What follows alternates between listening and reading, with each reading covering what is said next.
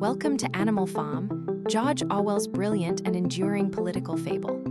Subtitled A Fairy Story, this concise and devastating novel, published in 1945, uses the setting of a revolution on an English farm to expose the corrupting nature of absolute power.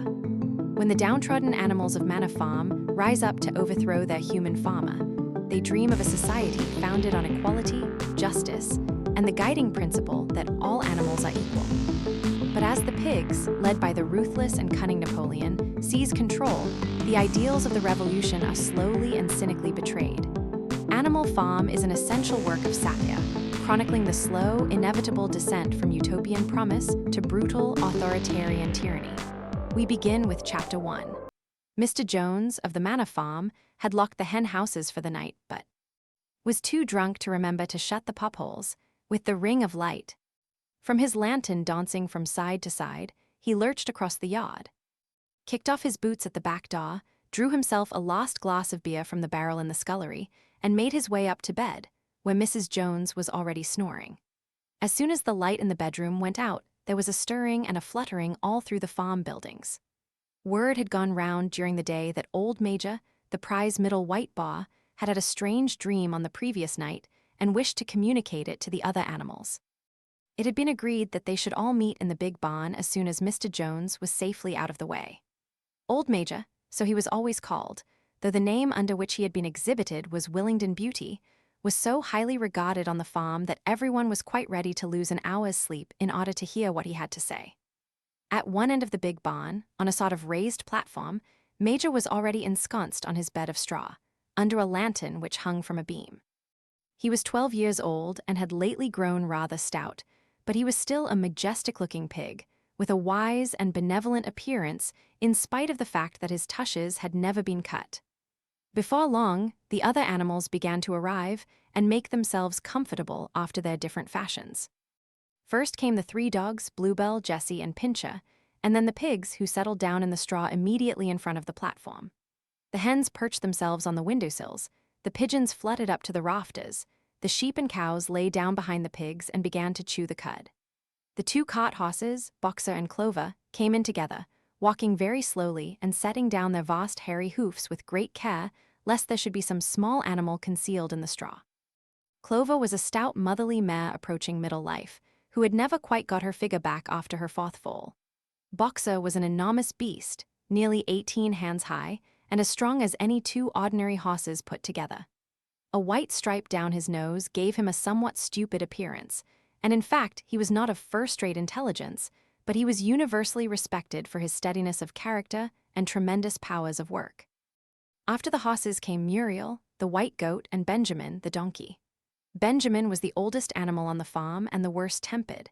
He seldom talked, and when he did, it was usually to make some cynical remark. For instance, he would say that God had given him a tail to keep the flies off, but that he would sooner have had no tail and no flies. Alone among the animals on the farm, he never laughed. If asked why, he would say that he saw nothing to laugh at. Nevertheless, without openly admitting it, he was devoted to Boxer. The 2 of them usually spent their Sundays together in the small paddock beyond the orchard, grazing side by side and never speaking. The 2 horses had just lain down when a brood of ducklings, which had lost their mother, filed into the barn, cheeping feebly and wandering from side to side to find some place where they would not be trodden on. Clover made a sort of wall round them with her great foreleg, and the ducklings nestled down inside it and promptly fell asleep. At the last moment Molly, the foolish, pretty white mare who drew Mr. Jones's trap, came mincing daintily in, chewing at a lump of sugar. She took a place near the front and began flirting her white mane, hoping to draw attention to the red ribbons it was plaited with. Last of all came the cat, who looked round, as usual, for the warmest place, and finally squeezed herself in between Boxer and Clover. There she purred contentedly throughout Major's speech without listening to a word of what he was saying. All the animals were now present except Moses, the tame raven, who slept on a perch behind the back door. When Major saw that they had all made themselves comfortable and were waiting attentively, he cleared his throat and began. "Comrades, you have heard already about the strange dream that I had last night, but I will come to the dream later. I have something else to say first. I do not think, comrades, that I shall be with you for many months longer, and before I die, I feel it my duty to pass on to you such wisdom as I have acquired. I have had a long life, I have had much time for thought as I lay alone in my stall, and I think I may say that I understand the nature of life on this earth as well as any animal now living. It is about this that I wish to speak to you. Now, comrades, what is the nature of this life of ours? Let us face it. Our lives are miserable, laborious, and short. We are born, we are given just so much food as will keep the breath in our bodies, and those of us who are capable of it are forced to work to the last atom of our strength. And the very instant that our usefulness has come to an end, we are slaughtered with hideous cruelty. No animal in England knows the meaning of happiness or leisure after he is a year old. No animal in England is free. The life of an animal is misery and slavery. That is the plain truth. But is this simply part of the order of nature? Is it because this land of ours is so poor that it cannot afford a decent life to those who dwell upon it? No, comrades, 1,000 times no. The soil of England is fertile, its climate is good, it is capable of affording food in abundance to an enormously greater number of animals than now inhabit it. This single farm of ours would support a dozen horses, 20 cows, hundreds of sheep, and all of them living in a comfort and a dignity that are now almost beyond our imagining. Why then do we continue in this miserable condition? Because nearly the whole of the produce of our labor is stolen from us by human beings. There, comrades, is the answer to all our problems. It is summed up in a single word: man. Man is the only real enemy we have. Remove man from the scene, and the root cause of hunger and overwork is abolished forever. Man is the only creature that consumes without producing. He does not give milk, he does not lay eggs, he is too weak to pull the plow, he cannot run fast enough to catch rabbits. Yet he is lord of all the animals. He sets them to work, he gives back to them the bare minimum that will prevent them from starving, and the rest he keeps for himself. Our labor tills the soil, our dung fertilizes it, and yet there is not one of us that owns more than his bare skin. You cows that I see before me, how many thousands of gallons of milk have you given during this last year? And what has happened to that milk which should have been breeding up sturdy calves? Every drop of it has gone down the throats of our enemies. And you hens, how many eggs have you laid in this last year, and how many of those eggs ever hatched into chickens? The rest have all gone to market to bring in money for Jones and his men. And you, Clover, where are those 4 foals you bore, who should have been the support and pleasure of your old age? Each was sold at a year old. You will never see one of them again. In return for your 4 confinements and all your labor in the fields, what have you ever had except your bare rations and a stall? And even the miserable lives we lead are not allowed to reach their natural span. For myself, I do not grumble, for I am one of the lucky ones. I am 12 years old and have had over 400 children. Such is the natural life of a pig, but no animal escapes the cruel knife in the end. You young paukers who are sitting in front of me, every one of you will scream your lives out at the block within a year. To that horror, we all must come: cows, pigs, hens, sheep, everyone. Even the horses and the dogs have no better fate. You boxer, the very day that those great muscles of yours lose their power, Jones will sell you to the knacker, who will cut your throat and boil you down for the foxhounds. As for the dogs, when they grow old and toothless, Jones ties a brick round their necks and drowns them in the nearest pond. Is it not crystal clear, then, comrades, that all the evils of this life of ours spring from the tyranny of human beings? Only get rid of man, and the produce of our labor would be our own. Almost overnight we could become rich and free. What then must we do? Why, work night and day, body and soul, for the overthrow of the human race. That is my message to you, comrades: rebellion. I do not know when that rebellion will come. It might be in a week or in 100 years, but I know, as surely as I see the straw beneath my feet, that sooner or later justice will be done. Fix your eyes on that, comrades, throughout the short remainder of your lives. And above all, pass on this message of mine to those who come after you, so that future generations shall carry on the struggle until it is victorious. And remember, comrades, your resolution must never falter. No argument must lead you astray. Never listen when they tell you that man and the animals have a common interest, that the prosperity of the one is the prosperity of the others. It is all lies. Man serves the interests of no creature except himself. And among us animals let there be perfect unity, perfect comradeship in the struggle. All men are enemies. All animals are comrades. At this moment, there was a tremendous uproar. While Major was speaking, 4 large rats had crept out of their holes and were sitting on their hindquarters, listening to him. The dogs had suddenly caught sight of them, and it was only by a swift dash for their holes that the rats saved their lives. Major raised his trotter for silence. "Comrades," he said, "here is a point that must be settled. The wild creatures, such as rats and rabbits, are they our friends or our enemies? Let us put it to the vote. I propose this question to the meeting: are rats comrades?" The vote was taken at once, and it was agreed by an overwhelming majority that rats were comrades. There were only 4 dissentients, the 3 dogs and the cat, who was afterwards discovered to have voted on both sides. Major continued, "I have little more to say. I merely repeat, remember always your duty of enmity towards man and all his ways. Whatever goes upon 2 legs is an enemy. Whatever goes upon 4 legs or has wings is a friend. And remember also that in fighting against man, we must not come to resemble him. Even when you have conquered him, do not adopt his vices. No animal must ever live in a house, or sleep in a bed, or wear clothes, or drink alcohol, or smoke tobacco, or touch money, or engage in trade. All the habits of man are evil, and above all, no animal must ever tyrannize over his own kind. Weak or strong, clever or simple, we are all brothers. No animal must ever kill any other animal. All animals are equal. And now, comrades, I will tell you about my dream of last night. I cannot describe that dream to you. It was a dream of the earth as it will be when man has vanished, but it reminded me of something that I had long forgotten. Many years ago, when I was a little pig, my mother and the other sows used to sing an old song of which they knew only the tune and the first 3 words. I had known that tune in my infancy, but it had long since passed out of my mind. Last night, however, it came back to me in my dream. And what is more, the words of the song also came backwards, I am certain, which were sung by the animals of long ago and have been lost to memory for generations. I will sing you that song now, comrades.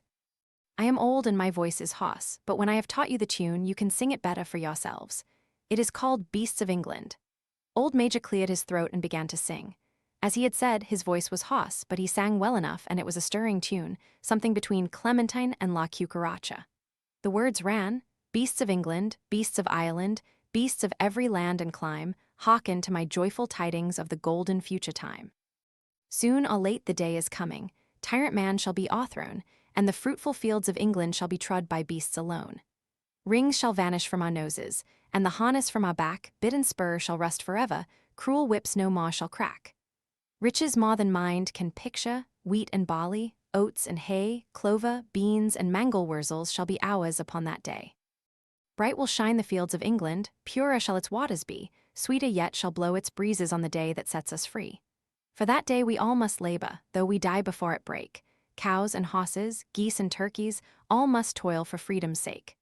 Beasts of England, beasts of Ireland, beasts of every land and clime, hearken well and spread my tidings of the golden future time." The singing of this sung through the animals into the wildest excitement. Almost before Major had reached the end, they had begun singing it for themselves. Even the stupidest of them had already picked up the tune and a few of the words, and as for the clever ones, such as the pigs and dogs, they had the entire song by heart within a few minutes. And then, after a few preliminary tries, the whole farm burst out into Beasts of England in tremendous unison. The cows lowed it, the dogs whined it, the sheep bleated it, the horses whinnied it, the ducks quacked it. They were so delighted with the song that they sang it right through 5 times in succession, and might have continued singing it all night if they had not been interrupted. Unfortunately, the uproar awoke Mr. Jones, who sprang out of bed, making sure that there was a fox in the yard. He seized the gun which always stood in a corner of his bedroom and let fly a charge of number 6 shot into the darkness. The pellets buried themselves in the wall of the barn, and the meeting broke up hurriedly. Everyone fled to his own sleeping place. The birds jumped onto their perches, the animals settled down in the straw, and the whole farm was asleep in a moment. Chapter 2. 3 nights later, old Major died peacefully in his sleep. His body was buried at the foot of the orchard. This was early in March. During the next 3 months, there was much secret activity. Major's speech had given to the more intelligent animals on the farm a completely new outlook on life. They did not know when the rebellion predicted by Major would take place. They had no reason for thinking that it would be within their own lifetime, but they saw clearly that it was their duty to prepare for it. The work of teaching and organizing the others fell naturally upon the pigs, who were generally recognized as being the cleverest of the animals. Preeminent among the pigs were 2 young boars named Snowball and Napoleon, whom Mr. Jones was breeding up for sale. Napoleon was a large, rather fierce-looking Berkshire, the only Berkshire on the farm, not much of a talker, but with a reputation for getting his own way. Snowball was a more vivacious pig than Napoleon, quicker in speech and more inventive, but was not considered to have the same depth of character. All the other male pigs on the farm were Parkers. The best known among them was a small fat pig named Squealer, with very round cheeks, twinkling eyes, nimble movements, and a shrill voice. He was a brilliant talker, and when he was arguing some difficult point, he had a way of skipping from side to side and whisking his tail, which was somehow very persuasive. The others said of Squealer that he could turn black into white. These three had elaborated old mage's teachings into a complete system of thought, to which they gave the name of animalism. Several nights a week, after Mr. Jones was asleep, they held secret meetings in the barn and expounded the principles of animalism to the others. At the beginning, they met with much stupidity and apathy. Some of the animals talked of the duty of loyalty to Mr. Jones, whom they referred to as Master, or made elementary remarks such as, "Mr. Jones feeds us. If he were gone, we should starve to death." Others asked such questions as, "Why should we care what happens after we are dead?" Or, "If this rebellion is to happen anyway, what difference does it make whether we work for it or not?" And the pigs had great difficulty in making them see that this was contrary to the spirit of animalism. The stupidest questions of all were asked by Molly, the white mare. The very first question she asked Snowball was, "Will there still be sugar after the rebellion?" "No," said Snowball firmly. "We have no means of making sugar on this farm. Besides, you do not need sugar. You will have all the oats and hay you want." "And shall I still be allowed to wear ribbons in my mane?" asked Molly. "Comrade," said Snowball, "those ribbons that you are so devoted to are the badge of slavery. Can you not understand that liberty is worth more than ribbons?" Molly agreed, but she did not sound very convinced. The pigs had an even harder struggle to counteract the lies put about by Moses, the tame raven. Moses, who was Mr. Jones's especial pet, was a spy and a talebearer, but he was also a clever talker. He claimed to know of the existence of a mysterious country called Sugar Candy Mountain, to which all animals went when they died. It was situated somewhere up in the sky, a little distance beyond the clouds, Moses said. In Sugar Candy Mountain, it was Sunday 7 days a week. Clover was in season all the year round, and lump sugar and linseed cake grew on the hedges. The animals hated Moses because he told tales and did no work, but some of them believed in Sugar Candy Mountain, and the pigs had to argue very hard to persuade them that there was no such place.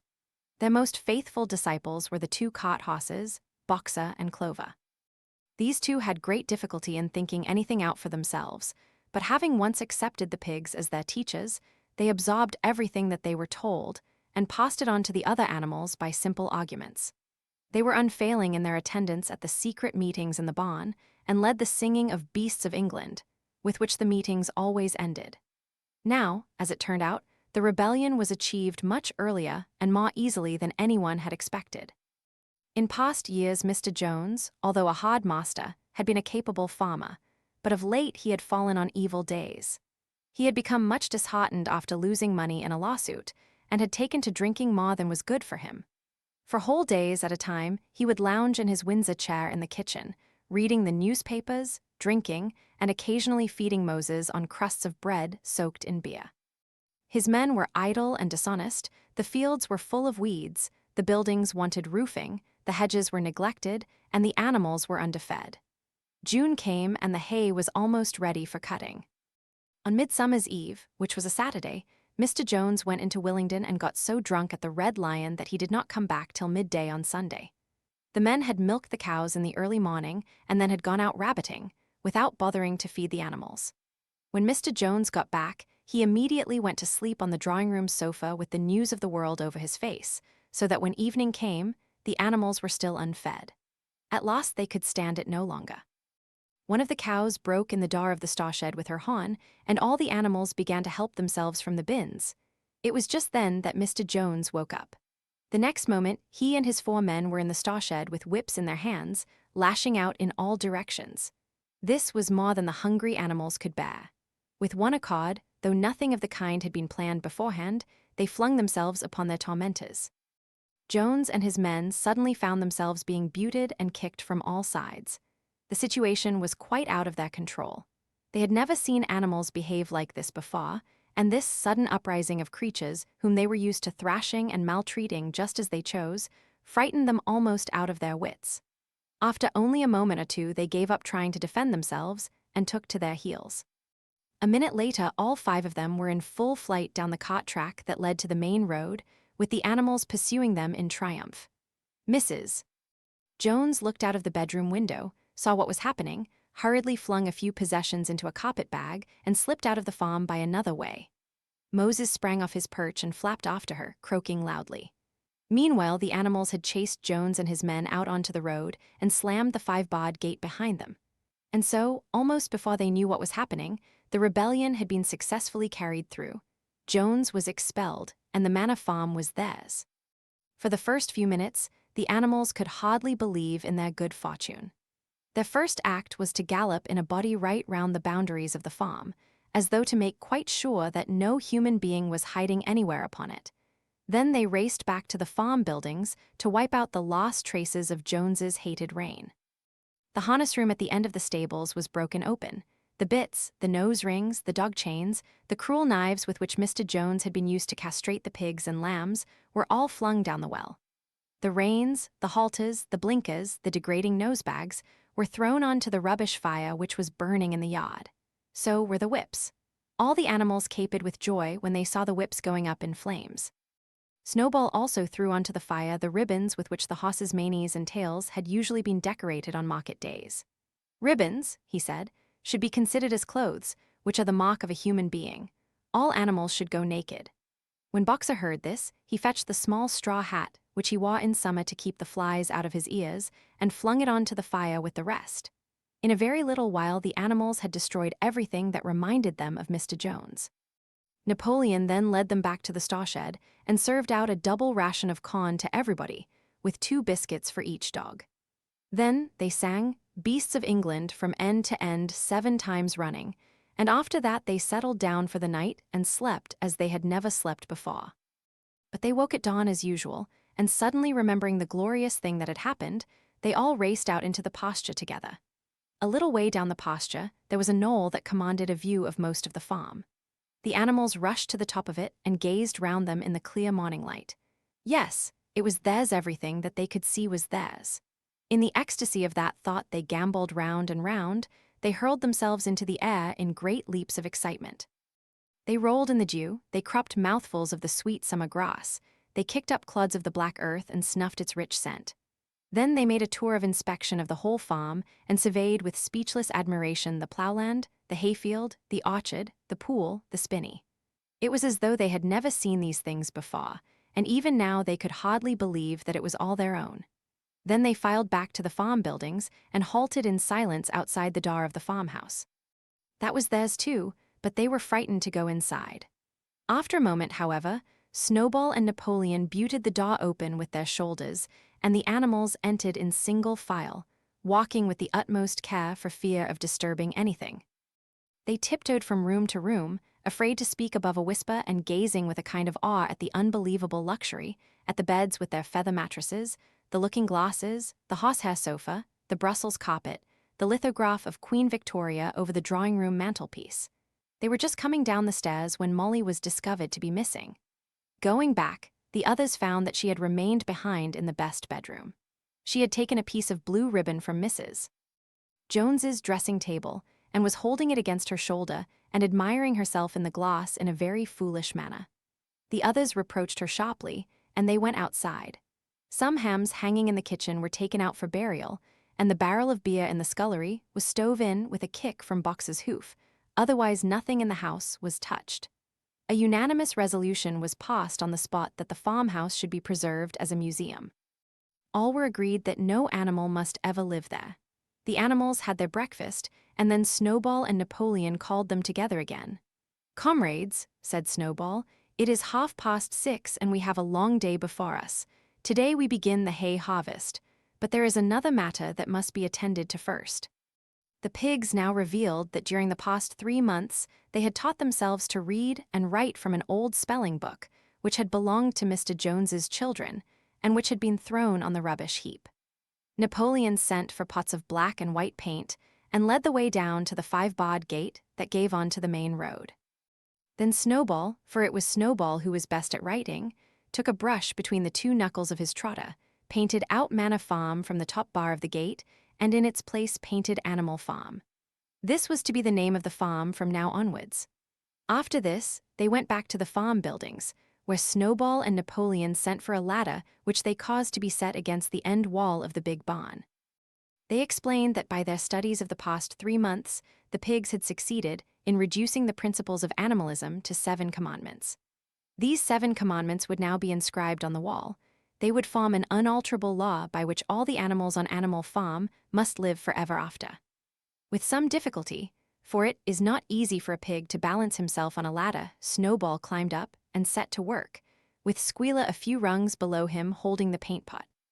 The commandments were written on the tarred wall in great white letters that could be read 30 yards away. They ran thus: the 7 commandments. 1. Whatever goes upon 2 legs is an enemy. 2. Whatever goes upon 4 legs or has wings is a friend. 3. No animal shall wear clothes. 4. No animal shall sleep in a bed. 5. No animal shall drink alcohol. 6. No animal shall kill any other animal. 7. All animals are equal. It was very neatly written, and except that friend was written framed and one of the S's was the wrong way round, the spelling was correct all the way through. Snowball read it aloud for the benefit of the others. All the animals nodded in complete agreement, and the cleverer ones at once began to learn the commandments by heart. "Now, comrades," cried Snowball, throwing down the paintbrush, "to the hayfield. Let us make it a point of honor to get in the harvest more quickly than Jones and his men could do." But at this moment the 3 cows, who had seemed uneasy for some time past, set up a loud lowing. They had not been milked for 24 hours, and their udders were almost bursting. After a little thought, the pigs sent for buckets and milked the cows fairly successfully, their trotters being well adapted to this task. Soon there were 5 buckets of frothing, creamy milk, at which many of the animals looked with considerable interest. "What is going to happen to all that milk?" said someone. "Jones used sometimes to mix some of it in our mash," said one of the hens. "Never mind the milk, comrades," cried Napoleon, placing himself in front of the buckets. "That will be attended to. The harvest is more important. Comrade Snowball will lead the way. I shall follow in a few minutes. Forward, comrades, the hay is waiting." So the animals trooped down to the hayfield to begin the harvest, and when they came back in the evening it was noticed that the milk had disappeared. Chapter 3: How they toiled and sweated to get the hay in. But their efforts were rewarded, for the harvest was an even bigger success than they had hoped. Sometimes the work was hard. The implements had been designed for human beings and not for animals, and it was a great drawback that no animal was able to use any tool that involved standing on his hind legs. But the pigs were so clever that they could think of a way round every difficulty. As for the horses, they knew every inch of the field, and in fact understood the business of mowing and raking far better than Jones and his men had ever done. The pigs did not actually work, but directed and supervised the others. With their superior knowledge, it was natural that they should assume the leadership. Boxer and Clover would harness themselves to the cutter or the horse rake. No bits or reins were needed in these days, of course, and tramped steadily round and round the field with a pig walking behind and calling out, "Gee up, comrade," or "Woe back, comrade," as the case might be, and every animal down to the humblest worked at turning the hay and gathering it. Even the ducks and hens toiled to and fro all day in the sun, carrying tiny wisps of hay in their beaks. In the end, they finished the harvest in 2 days less time than it had usually taken Jones and his men. Moreover, it was the biggest harvest that the farm had ever seen. There was no wastage whatever. The hens and ducks with their sharp eyes had gathered up the very last stalk, and not an animal on the farm had stolen so much as a mouthful. All through that summer, the work of the farm went like clockwork. The animals were happy as they had never conceived it possible to be. Every mouthful of food was an acute positive pleasure, now that it was truly their own food, produced by themselves and for themselves, not doled out to them by a grudging master. With the worthless parasitical human beings gone, there was more for everyone to eat. There was more leisure too, inexperienced though the animals were. They met with many difficulties. For instance, later in the year, when they harvested the corn, they had to tread it out in the ancient style and blow away the chaff with their breath, since the farm possessed no threshing machine, but the pigs, with their cleverness, and Boxer, with his tremendous muscles, always pulled them through. Boxer was the admiration of everybody. He had been a hard worker even in Jones's time, but now he seemed more like 3 horses than one. There were days when the entire work of the farm seemed to rest on his mighty shoulders. From morning to night, he was pushing and pulling, always at the spot where the work was hardest. He had made an arrangement with one of the cockerels to call him in the mornings half an hour earlier than anyone else, and would put in some volunteer labor at whatever seemed to be most needed before the regular day's work began. His answer to every problem, every setback, was, "I will work harder," which he had adopted as his personal motto, but everyone worked according to his capacity. The hens and ducks, for instance, saved 5 bushels of corn at the harvest by gathering up the stray grains. Nobody stole, nobody grumbled over his rations.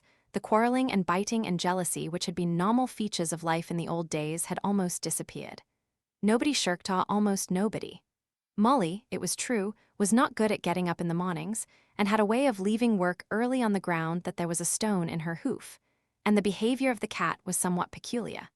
It was soon noticed that when there was work to be done, the cat could never be found. She would vanish for hours on end, and then reappear at mealtimes or in the evening after work was over, as though nothing had happened. But she always made such excellent excuses and purred so affectionately that it was impossible not to believe in her good intentions. Old Benjamin, the donkey, seemed quite unchanged since the rebellion. He did his work in the same slow, obstinate way as he had done it in Jones's time, never shirking and never volunteering for extra work either. About the rebellion and its results he would express no opinion. When asked whether he was not happier now that Jones was gone, he would say only donkeys live a long time. None of you has ever seen a dead donkey, and the others had to be content with this cryptic answer. On Sundays there was no work. Breakfast was an hour later than usual, and after breakfast there was a ceremony which was observed every week without fail. First came the hoisting of the flag. Snowball had found in the harness room an old green tablecloth of Mrs. Jones's and had painted on it a hoof and a horn in white. This was run up the flagstaff in the farmhouse garden every Sunday morning. The flag was green, Snowball explained, to represent the green fields of England, while the hoof and horns signified the future republic of the animals which would arise when the human race had been finally overthrown. After the hoisting of the flag, all the animals trooped into the big barn for a general assembly, which was known as the meeting. Here the work of the coming week was planned out, and resolutions were put forward and debated. It was always the pigs who put forward the resolutions. The other animals understood how to vote, but could never think of any resolutions of their own. Snowball and Napoleon were by far the most active in the debates, but it was noticed that these two were never in agreement. Whatever suggestion either of them made, the other could be counted on to oppose it. Even when it was resolved a thing no one could object to in itself to set aside the small paddock behind the orchard as a home of rest for animals who were past work, there was a stormy debate over the correct retiring age for each class of animal. The meeting always ended with the singing of Beasts of England, and the afternoon was given up to recreation. The pigs had set aside the harness room as a headquarters for themselves. Here, in the evenings, they studied blacksmithing, carpentering, and other necessary arts from books which they had brought out of the farmhouse. Snowball also busied himself with organizing the other animals into what he called animal committees. He was indefatigable at this. He formed the Egg Production Committee for the hens, the Clean Tails League for the cows, the Wild Comrades Re-Education Committee. The object of this was to tame the rats and rabbits, the Whiter Wool Movement for the sheep, and various others, besides instituting classes in reading and writing. On the whole, these projects were a failure. The attempt to tame the wild creatures, for instance, broke down almost immediately. They continued to behave very much as before, and when treated with generosity, simply took advantage of it. The cat joined the Re-Education Committee and was very active in it for some days. She was seen one day sitting on a roof and talking to some sparrows who were just out of her reach. She was telling them that all animals were now comrades and that any sparrow who chose could come and perch on her paw, but the sparrows kept their distance. The reading and writing classes, however, were a great success. By the autumn, almost every animal on the farm was literate in some degree. As for the pigs, they could already read and write perfectly. The dogs learned to read fairly well, but were not interested in reading anything except the 7 commandments. Muriel, the goat, could read somewhat better than the dogs, and sometimes used to read to the others in the evenings from scraps of newspaper which she found on the rubbish heap. Benjamin could read as well as any pig, but never exercised his faculty. So far as he knew, he said, there was nothing worth reading. Clover learnt the whole alphabet, but could not put words together. Boxer could not get beyond the letter D. He would trace out A, B, C, D in the dust with his great hoof, and then would stand staring at the letters with his ears back, sometimes shaking his forelock, trying with all his might to remember what came next and never succeeding. On several occasions, indeed, he did learn E, F, G, H, but by the time he knew them, it was always discovered that he had forgotten A, B, C, and D. Finally, he decided to be content with the first 4 letters, and used to write them out once or twice every day to refresh his memory. Molly refused to learn any but the 6 letters which spelt her own name. She would form these very neatly out of pieces of twig, and would then decorate them with a flower or two and walk round them admiring them. None of the other animals on the farm could get further than the letter A. It was also found that the stupider animals, such as the sheep, hens, and ducks, were unable to learn the 7 commandments by heart. After much thought, Snowball declared that the 7 commandments could in effect be reduced to a single maxim, namely, 4 legs good, 2 legs bad. This, he said, contained the essential principle of animalism. Whoever had thoroughly grasped it would be safe from human influences. The birds at first objected, since it seemed to them that they also had 2 legs, but Snowball proved to them that this was not so. A bird's wing, comrades, he said, is an organ of propulsion and not of manipulation. It should therefore be regarded as a leg. The distinguishing mark of man is the hand, the instrument with which he does all his mischief. The birds did not understand Snowball's long words, but they accepted his explanation, and all the humbler animals set to work to learn the new maxim by heart. 4 legs good, 2 legs bad was inscribed on the end wall of the barn, above the 7 commandments and in bigger letters. When they had once got it by heart, the sheep developed a great liking for this maxim, and often as they lay in the field they would all stop bleating, 4 legs good, 2 legs bad. 4 legs good, 2 legs bad, and keep it up for hours on end, never growing tired of it. Napoleon took no interest in Snowball's committees. He said that the education of the young was more important than anything that could be done for those who were already grown up. It happened that Jessie and Bluebell had both whelped soon after the hay harvest, giving birth between them to 9 sturdy puppies. As soon as they were weaned, Napoleon took them away from their mothers, saying that he would make himself responsible for their education. He took them up into a loft which could only be reached by a ladder from the harness room, and they kept them in such seclusion that the rest of the farm soon forgot their existence. The mystery of where the milk went to was soon cleared up. It was mixed every day into the pig's mash. The early apples were now ripening, and the grass of the orchard was littered with windfalls. The animals had assumed as a matter of course that these would be shared out equally. One day, however, the order went forth that all the windfalls were to be collected and brought to the harness room for the use of the pigs. At this some of the other animals murmured, but it was no use. All the pigs were in full agreement on this point, even Snowball and Napoleon. Squealer was sent to make the necessary explanations to the others. "Comrades," he cried, "you do not imagine, I hope, that we pigs are doing this in a spirit of selfishness and privilege. Many of us actually dislike milk and apples. I dislike them myself. Our sole object in taking these things is to preserve our health. Milk and apples, this has been proved by science, comrades, contain substances absolutely necessary to the well-being of a pig. We pigs are brain workers. The whole management and organization of this farm depend on us. Day and night we are watching over your welfare. It is for your sake that we drink that milk and eat those apples. Do you know what would happen if we pigs failed in our duty? Jones would come back. Yes, Jones would come back."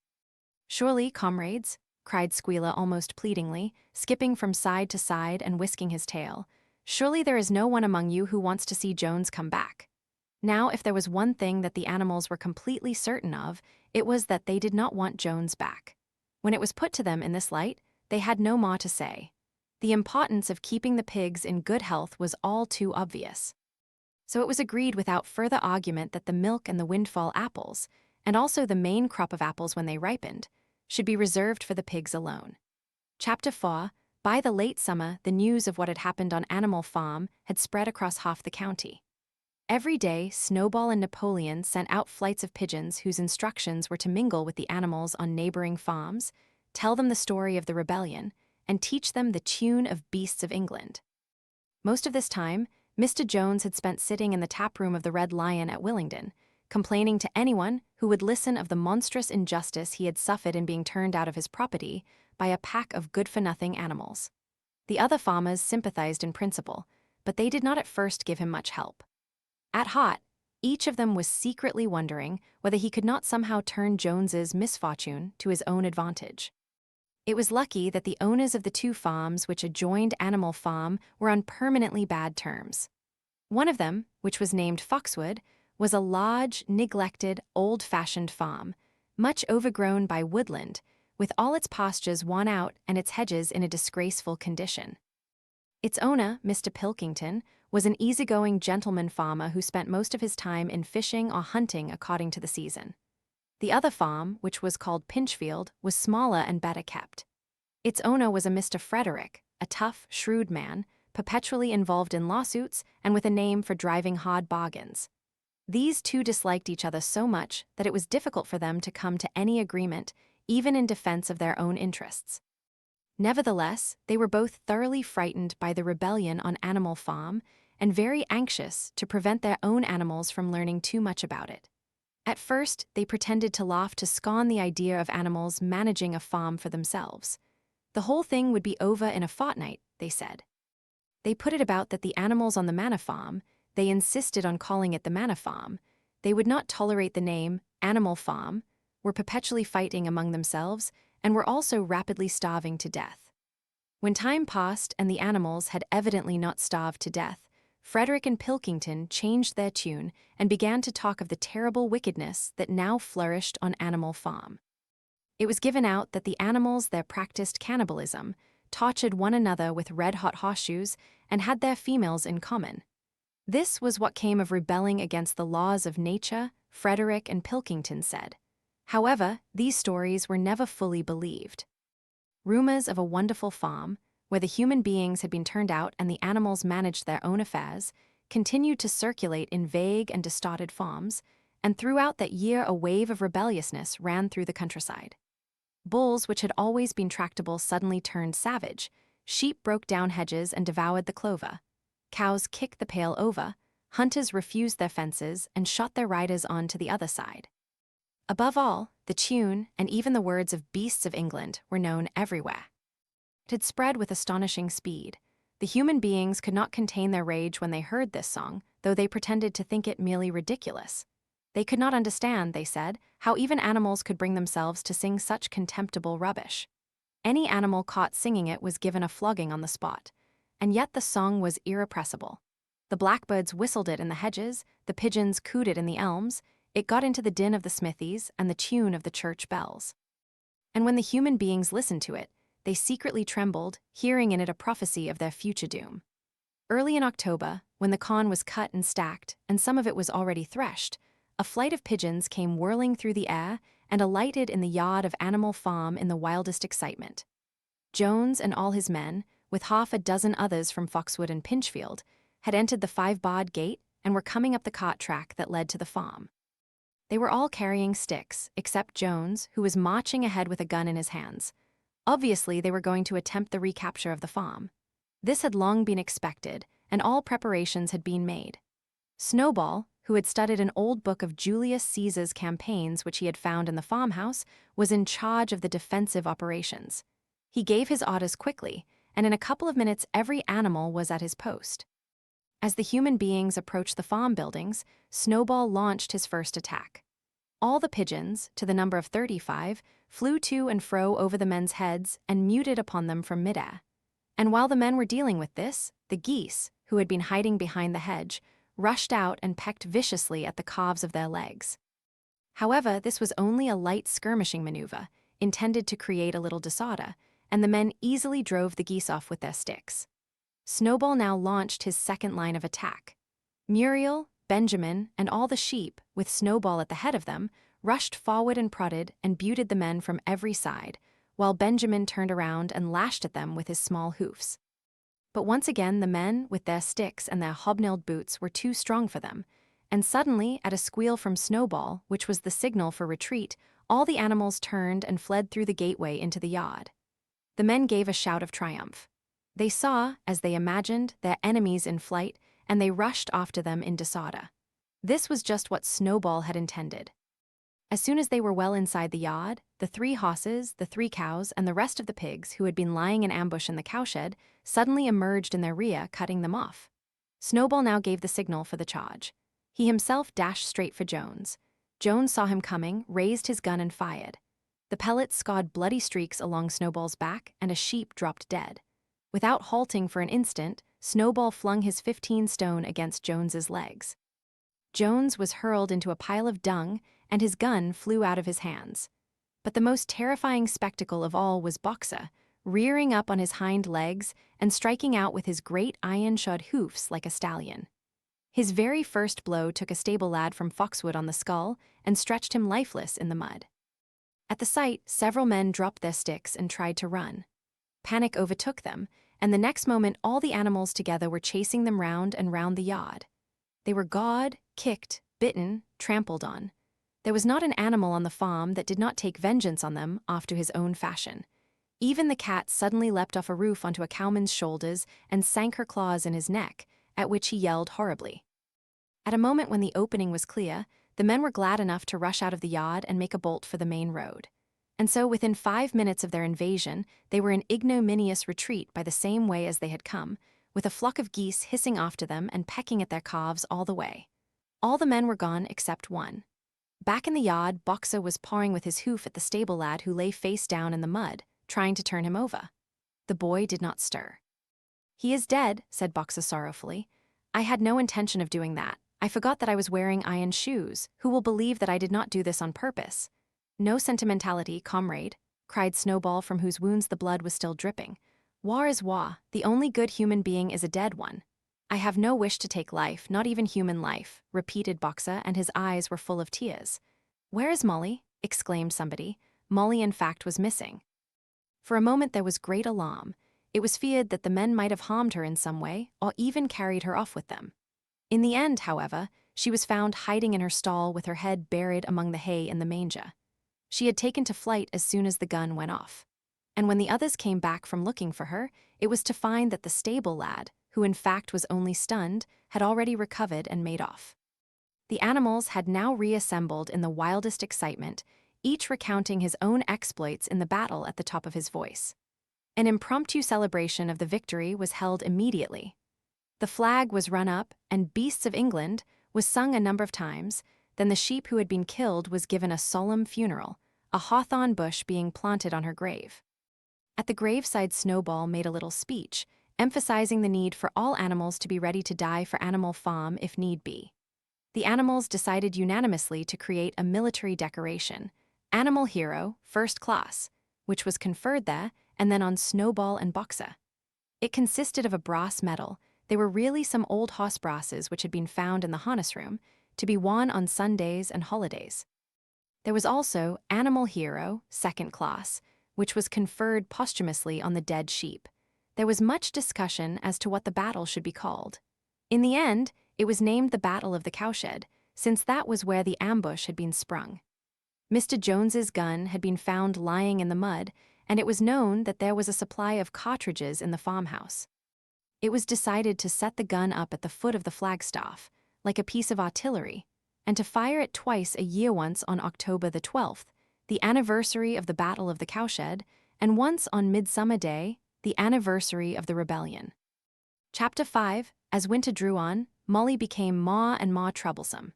She was late for work every morning and excused herself by saying that she had overslept, and she complained of mysterious pains, although her appetite was excellent. On every kind of pretext, she would run away from work and go to the drinking pool, where she would stand foolishly gazing at her own reflection in the water. But there were also rumors of something more serious. One day, as Molly strolled blithely into the yard, flirting her long tail and chewing at a stalk of hay, Clover took her aside. "Molly," she said, "I have something very serious to say to you. This morning I saw you looking over the hedge that divides Animal Farm from Foxwood. One of Mr. Pilkington's men was standing on the other side of the hedge. And I was a long way away, but I am almost certain I saw this. He was talking to you, and you were allowing him to stroke your nose. What does that mean, Molly? He didn't. I wasn't. It isn't true, cried Molly, beginning to prance about and paw the ground. Molly, look me in the face. Do you give me your word of honor that that man was not stroking your nose? It isn't true, repeated Molly, but she could not look Clover in the face, and the next moment she took to her heels and galloped away into the field. A thought struck Clover. Without saying anything to the others, she went to Molly's stall and turned over the straw with her hoof. Hidden under the straw was a little pile of lump sugar and several bunches of ribbon of different colors. 3 days later, Molly disappeared. For some weeks nothing was known of her whereabouts. Then the pigeons reported that they had seen her on the other side of Willingdon. She was between the shafts of a smart dogcart painted red and black, which was standing outside a public house. A fat red-faced man in check breeches and gaiters, who looked like a publican, was stroking her nose and feeding her with sugar. Her coat was newly clipped, and she wore a scarlet ribbon round her forelock. She appeared to be enjoying herself, so the pigeons said. None of the animals ever mentioned Molly again. In January, there came bitterly hard weather. The earth was like iron, and nothing could be done in the fields. Many meetings were held in the big barn, and the pigs occupied themselves with planning out the work of the coming season. It had come to be accepted that the pigs, who were manifestly cleverer than the other animals, should decide all questions of farm policy, though their decisions had to be ratified by a majority vote. This arrangement would have worked well enough if it had not been for the disputes between Snowball and Napoleon. These two disagreed at every point where disagreement was possible. If one of them suggested sowing a bigger acreage with barley, the other was certain to demand a bigger acreage of oats, and if one of them said that such and such a field was just right for cabbages, the other would declare that it was useless for anything except roots. Each had his own following, and there were some violent debates.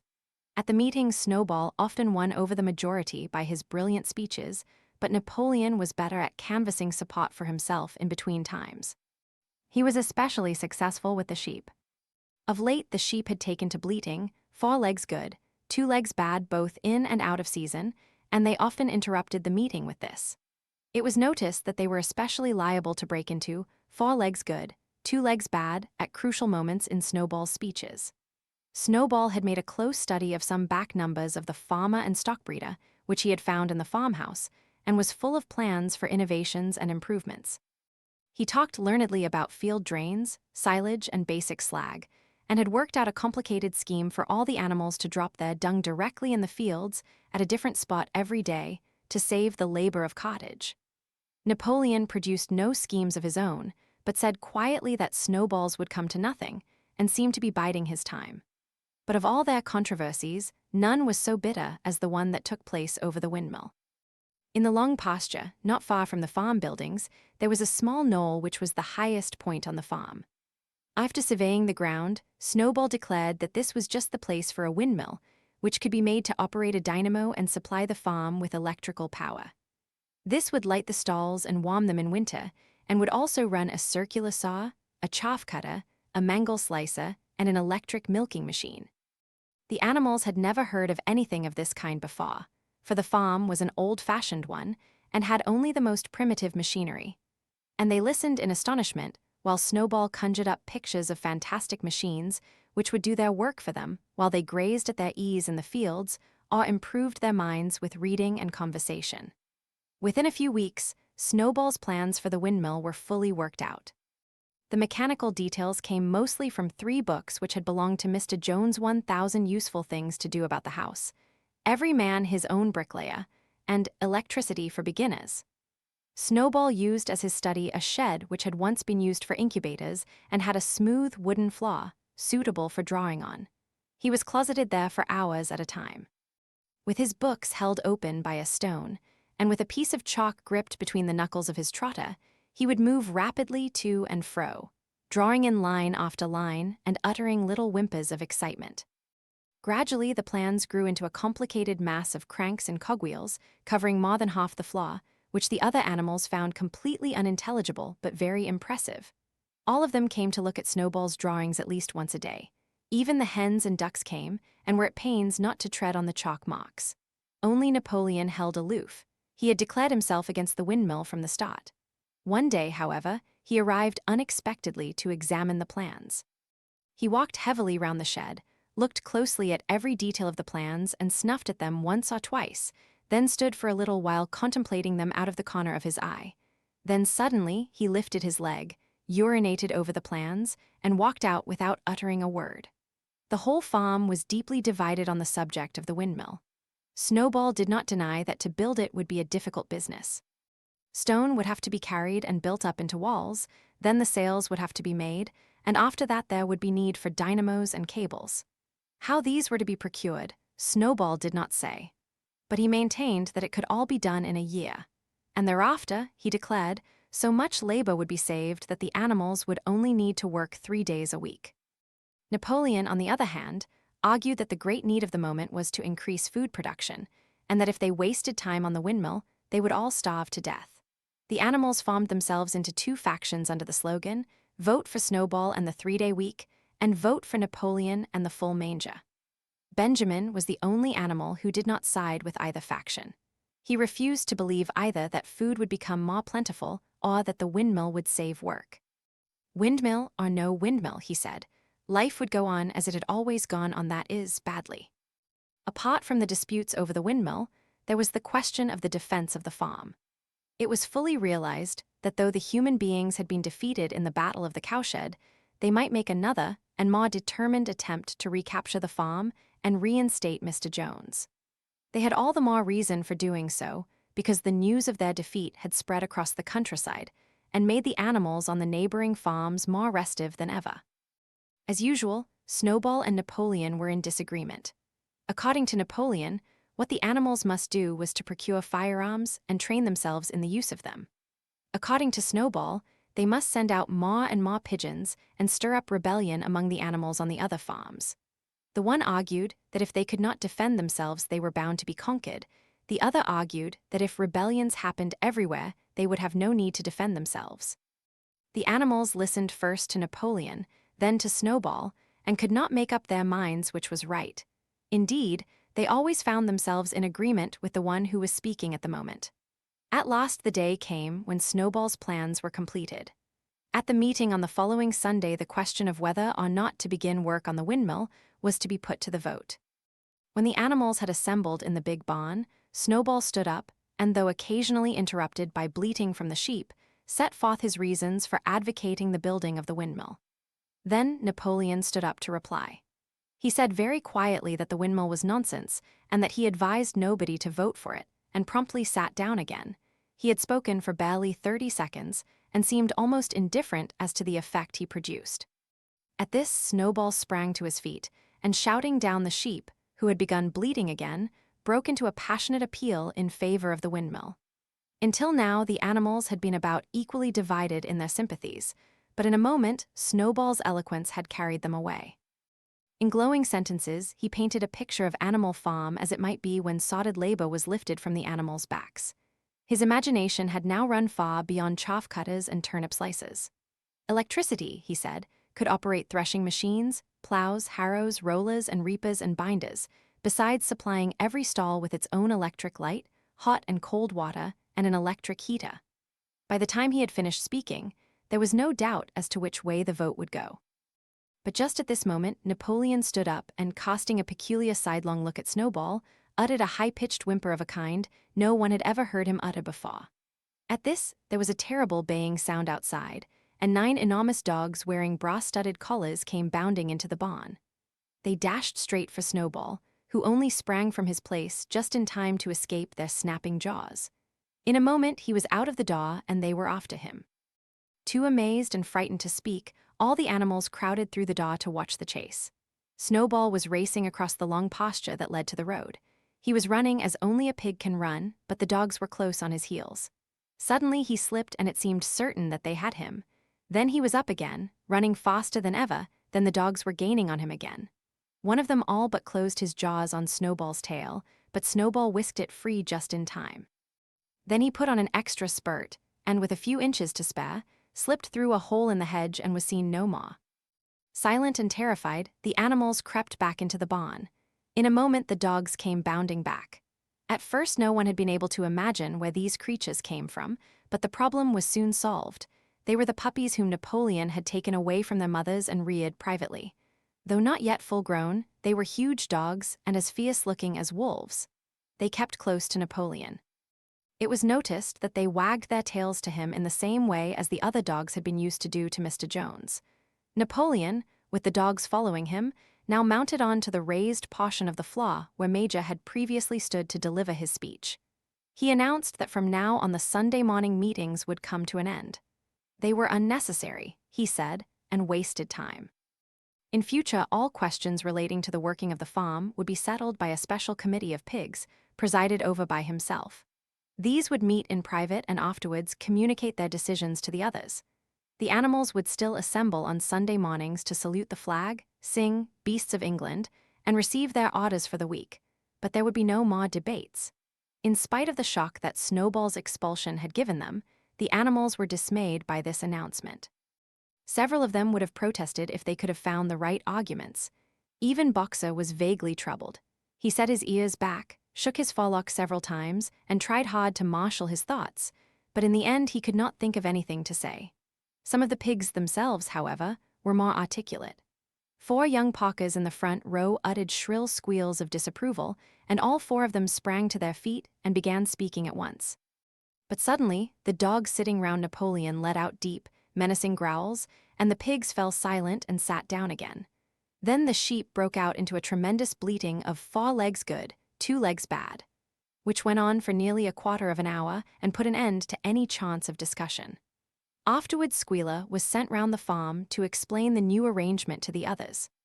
"Comrades," he said, "I trust that every animal here appreciates the sacrifice that Comrade Napoleon has made in taking this extra labor upon himself. Do not imagine, comrades, that leadership is a pleasure. On the contrary, it is a deep and heavy responsibility. No one believes more firmly than Comrade Napoleon that all animals are equal. He would be only too happy to let you make your decisions for yourselves. But sometimes you might make the wrong decisions, comrades, and then where should we be?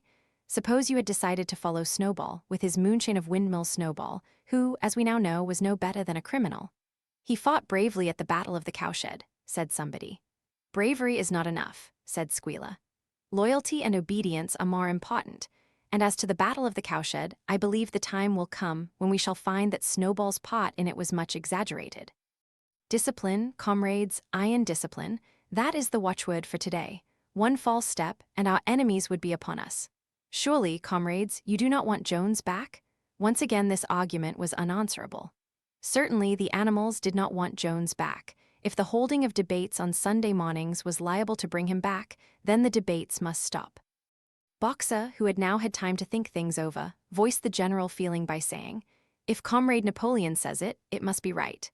And from then on he adopted the maxim, "Napoleon is always right," in addition to his private motto of "I will work harder." By this time, the weather had broken and the spring plowing had begun. The shed where Snowball had drawn his plans of the windmill had been shut up, and it was assumed that the plans had been rubbed off the floor. Every Sunday morning at 10 o'clock, the animals assembled in the big barn to receive their orders for the week. The skull of old Major, now clean of flesh, had been disinterred from the orchard and set up on a stump at the foot of the flagstaff, beside the gun. After the hoisting of the flag, the animals were required to file past the skull in a reverent manner before entering the barn. Nowadays, they did not sit all together as they had done in the past. Napoleon, with Squealer and another pig named Minimus, who had a remarkable gift for composing songs and poems, sat on the front of the raised platform, with the 9 young dogs forming a semicircle round them and the other pigs sitting behind. The rest of the animals sat facing them in the main body of the barn. Napoleon read out the orders for the week in a gruff, soldierly style, and after a single singing of Beasts of England, all the animals dispersed. On the 3rd Sunday after Snowball's expulsion, the animals were somewhat surprised to hear Napoleon announce that the windmill was to be built after all. He did not give any reason for having changed his mind, but merely warned the animals that this extra task would mean very hard work. It might even be necessary to reduce their rations. The plans, however, had all been prepared, down to the last detail. A special committee of pigs had been at work upon them for the past 3 weeks. The building of the windmill, with various other improvements, was expected to take 2 years. That evening Squealer explained privately to the other animals that Napoleon had never in reality been opposed to the windmill. On the contrary, it was he who had advocated it in the beginning, and the plan which Snowball had drawn on the floor of the incubator shed had actually been stolen from among Napoleon's papers. The windmill was, in fact, Napoleon's own creation. Why then, ask somebody, had he spoken so strongly against it? Here Squealer looked very sly. That, he said, was Comrade Napoleon's cunning. He had seemed to oppose the windmill, simply as a maneuver to get rid of Snowball, who was a dangerous character and a bad influence. Now that Snowball was out of the way, the plan could go forward without his interference. This, said Squealer, was something called tactics. He repeated a number of times, tactics, comrades, tactics, skipping round and whisking his tail with a merry laugh.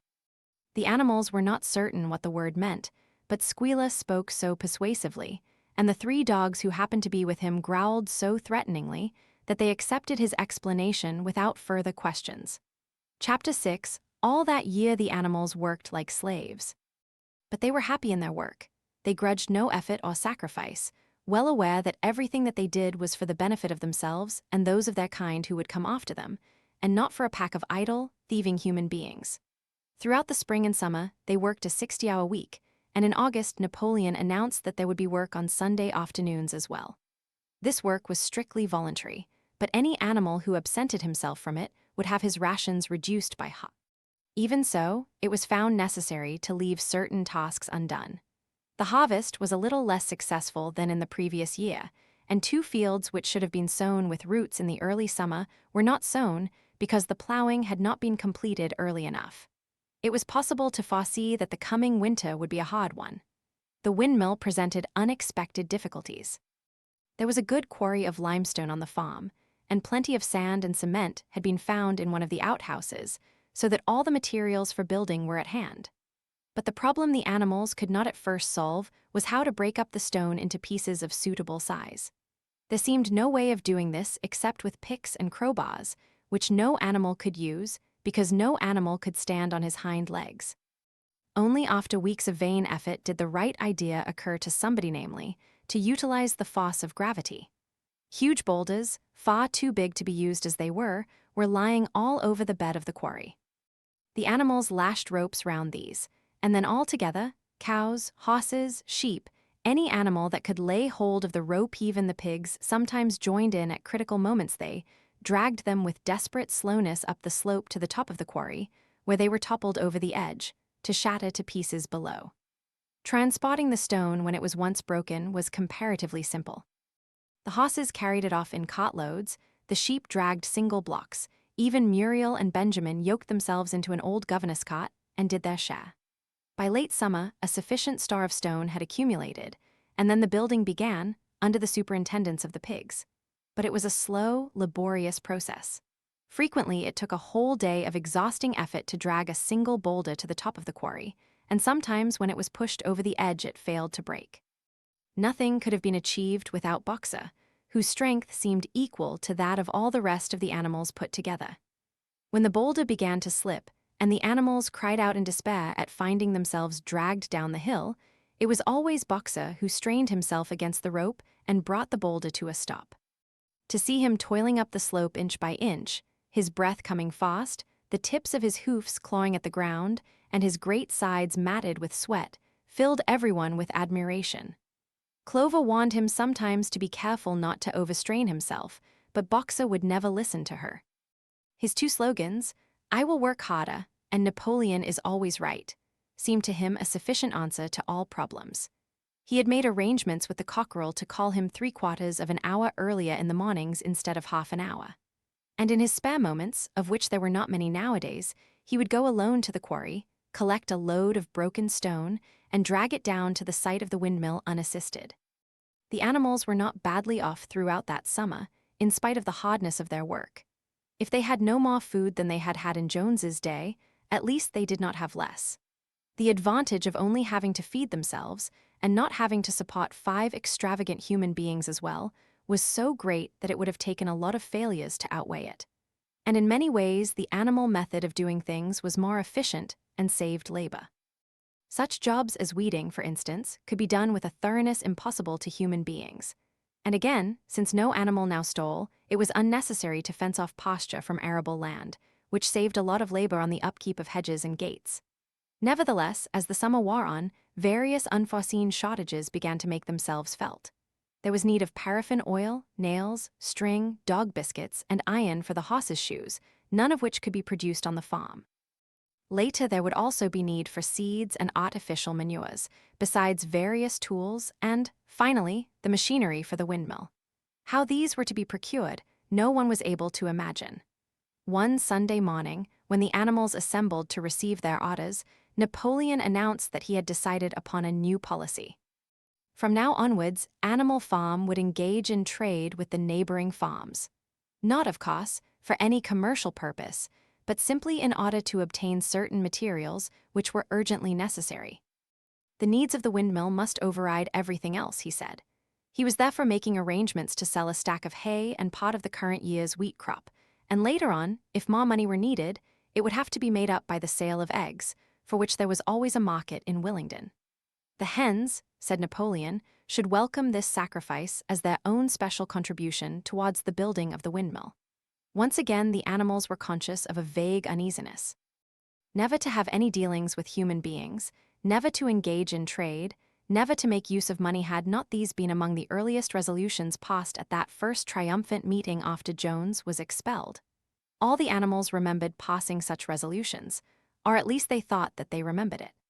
The 4 young pigs who had protested when Napoleon abolished the meetings raised their voices timidly, but they were promptly silenced by a tremendous growling from the dogs.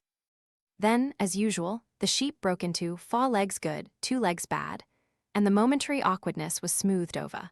Finally, Napoleon raised his trotter for silence and announced that he had already made all the arrangements. There would be no need for any of the animals to come in contact with human beings, which would clearly be most undesirable. He intended to take the whole burden upon his own shoulders. A Mr. Whymper, a solicitor living in Willingdon, had agreed to act as intermediary between Animal Farm and the outside world, and would visit the farm every Monday morning to receive his instructions. Napoleon ended his speech with his usual cry of "Long live Animal Farm," and after the singing of "Beasts of England," the animals were dismissed. Afterwards, Squealer made a round of the farm and set the animals' minds at rest. He assured them that the resolution against engaging in trade and using money had never been passed, or even suggested. It was pure imagination, probably traceable in the beginning to lies circulated by Snowball. A few animals still felt faintly doubtful, but Squealer asked them shrewdly, "Are you certain that this is not something that you have dreamed, comrades? Have you any record of such a resolution? Is it written down anywhere?"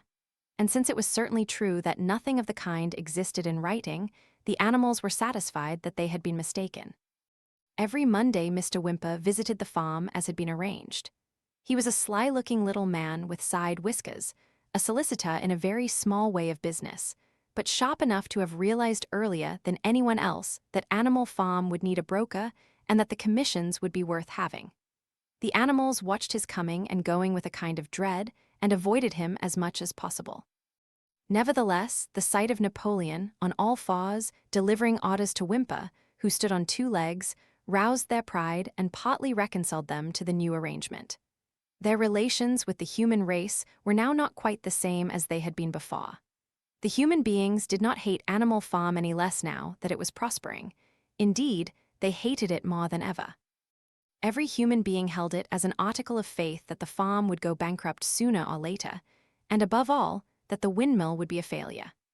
They would meet in the public houses and prove to one another by means of diagrams that the windmill was bound to fall down, or that if it did stand up, then that it would never work. And yet, against their will, they had developed a certain respect for the efficiency with which the animals were managing their own affairs. One symptom of this was that they had begun to call Animal Farm by its proper name and ceased to pretend that it was called the Manor Farm. They had also dropped their championship of Jones, who had given up hope of getting his farm back and gone to live in another part of the county. Except through Whymper, there was as yet no contact between Animal Farm and the outside world, but there were constant rumors that Napoleon was about to enter into a definite business agreement either with Mr. Pilkington of Foxwood or with Mr. Frederick of Pinchfield, but never, it was noticed, with both simultaneously. It was about this time that the pigs suddenly moved into the farmhouse and took up their residence there. Again, the animals seemed to remember that a resolution against this had been passed in the early days, and again Squealer was able to convince them that this was not the case. It was absolutely necessary, he said, that the pigs, who were the brains of the farm, should have a quiet place to work in. It was also more suited to the dignity of the leader, for of late he had taken to speaking of Napoleon under the title of leader, to live in a house than in a mere sty. Nevertheless, some of the animals were disturbed when they heard that the pigs not only took their meals in the kitchen and used the drawing room as a recreation room, but also slept in the beds. Boxer passed it off as usual with "Napoleon is always right." But Clover, who thought she remembered a definite ruling against beds, went to the end of the barn and tried to puzzle out the 7 commandments which were inscribed there. Finding herself unable to read more than individual letters, she fetched Muriel. "Muriel," she said, "read me the 4th commandment. Does it not say something about never sleeping in a bed?" With some difficulty Muriel spelt it out. "It says, 'No animal shall sleep in a bed with sheets,'" she announced finally. Curiously enough, Clover had not remembered that the 4th commandment mentioned sheets, but as it was there on the wall, it must have done so. And Squealer, who happened to be passing at this moment, attended by 2 or 3 dogs, was able to put the whole matter in its proper perspective. "You have heard then, comrades," he said, "that we pigs now sleep in the beds of the farmhouse? And why not? You did not suppose, surely, that there was ever a ruling against beds. A bed merely means a place to sleep in. A pile of straw in a stall is a bed properly regarded. The rule was against sheets, which are a human invention. We have removed the sheets from the farmhouse beds and sleep between blankets. And very comfortable beds they are too, but not more comfortable than we need, I can tell you, comrades, with all the brain work we have to do nowadays. You would not rob us of our repose, would you, comrades? You would not have us too tired to carry out our duties. Surely none of you wishes to see Jones back?" The animals reassured him on this point immediately, and no more was said about the pigs sleeping in the farmhouse beds. And when, some days afterwards, it was announced that from now on the pigs would get up an hour later in the mornings than the other animals, no complaint was made about that either. By the autumn, the animals were tired but happy. They had had a hard year, and after the sale of part of the hay and corn, the stores of food for the winter were none too plentiful, but the windmill compensated for everything. It was almost half built now. After the harvest, there was a stretch of clear, dry weather, and the animals toiled harder than ever, thinking it well worthwhile to plod to and fro all day with blocks of stone, if by doing so they could raise the walls another foot. Boxer would even come out at nights and work for an hour or 2 on his own, by the light of the harvest moon. In their spare moments, the animals would walk round and round the half-finished mill, admiring the strength and perpendicularity of its walls, and marveling that they should ever have been able to build anything so imposing. Only old Benjamin refused to grow enthusiastic about the windmill, though, as usual, he would utter nothing beyond the cryptic remark that donkeys live a long time. November came, with raging southwest winds. Building had to stop because it was now too wet to mix the cement. Finally, there came a night when the gale was so violent that the farm buildings rocked on their foundations and several tiles were blown off the roof of the barn. The hens woke up squawking with terror because they had all dreamed simultaneously of hearing a gun go off in the distance. In the morning, the animals came out of their stalls to find that the flagstaff had been blown down and an elm tree at the foot of the orchard had been plucked up like a radish. They had just noticed this when a cry of despair broke from every animal's throat. A terrible sight had met their eyes. The windmill was in ruins. With one accord, they dashed down to the spot. Napoleon, who seldom moved out of a walk, raced ahead of them all. Yes, there it lay, the fruit of all their struggles, leveled to its foundations, the stones they had broken and carried so laboriously scattered all around. Unable at first to speak, they stood gazing mournfully at the litter of fallen stone. Napoleon paced to and fro in silence, occasionally snuffing at the ground. His tail had grown rigid and twitched sharply from side to side, a sign in him of intense mental activity. Suddenly he halted as though his mind were made up. "Comrades," he said quietly, "do you know who is responsible for this? Do you know the enemy who has come in the night and overthrown our windmill? Snowball," he suddenly roared in a voice of thunder. "Snowball has done this thing. In sheer malignity, thinking to set back our plans and avenge himself for his ignominious expulsion, This traitor has crept here under cover of night and destroyed our work of nearly a year. Comrades, here and now I pronounce the death sentence upon Snowball. Animal hero, second class, and half a bushel of apples to any animal who brings him to justice. A full bushel to anyone who captures him alive. The animals were shocked beyond measure to learn that even Snowball could be guilty of such an action. There was a cry of indignation, and everyone began thinking out ways of catching Snowball if he should ever come back.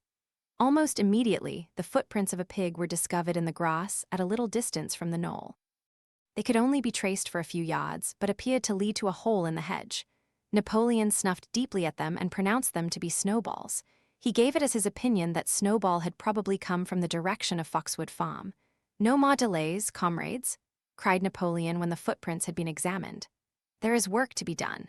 This very morning we begin rebuilding the windmill, and we will build all through the winter, rain or shine.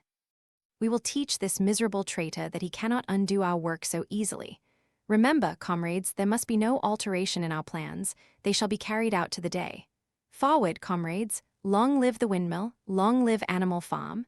Chapter 7. It was a bitter winter. The stormy weather was followed by sleet and snow, and then by a hard frost which did not break till well into February. The animals carried on as best they could with the rebuilding of the windmill, well knowing that the outside world was watching them, and that the envious human beings would rejoice and triumph if the mill were not finished on time. Out of spite, the human beings pretended not to believe that it was Snowball who had destroyed the windmill. They said that it had fallen down because the walls were too thin. The animals knew that this was not the case. Still, it had been decided to build the walls 3 feet thick this time instead of 18 inches as before, which meant collecting much larger quantities of stone. For a long time the quarry was full of snowdrifts and nothing could be done. Some progress was made in the dry, frosty weather that followed, but it was cruel work, and the animals could not feel so hopeful about it as they had felt before. They were always cold, and usually hungry as well. Only Boxer and Clover never lost heart.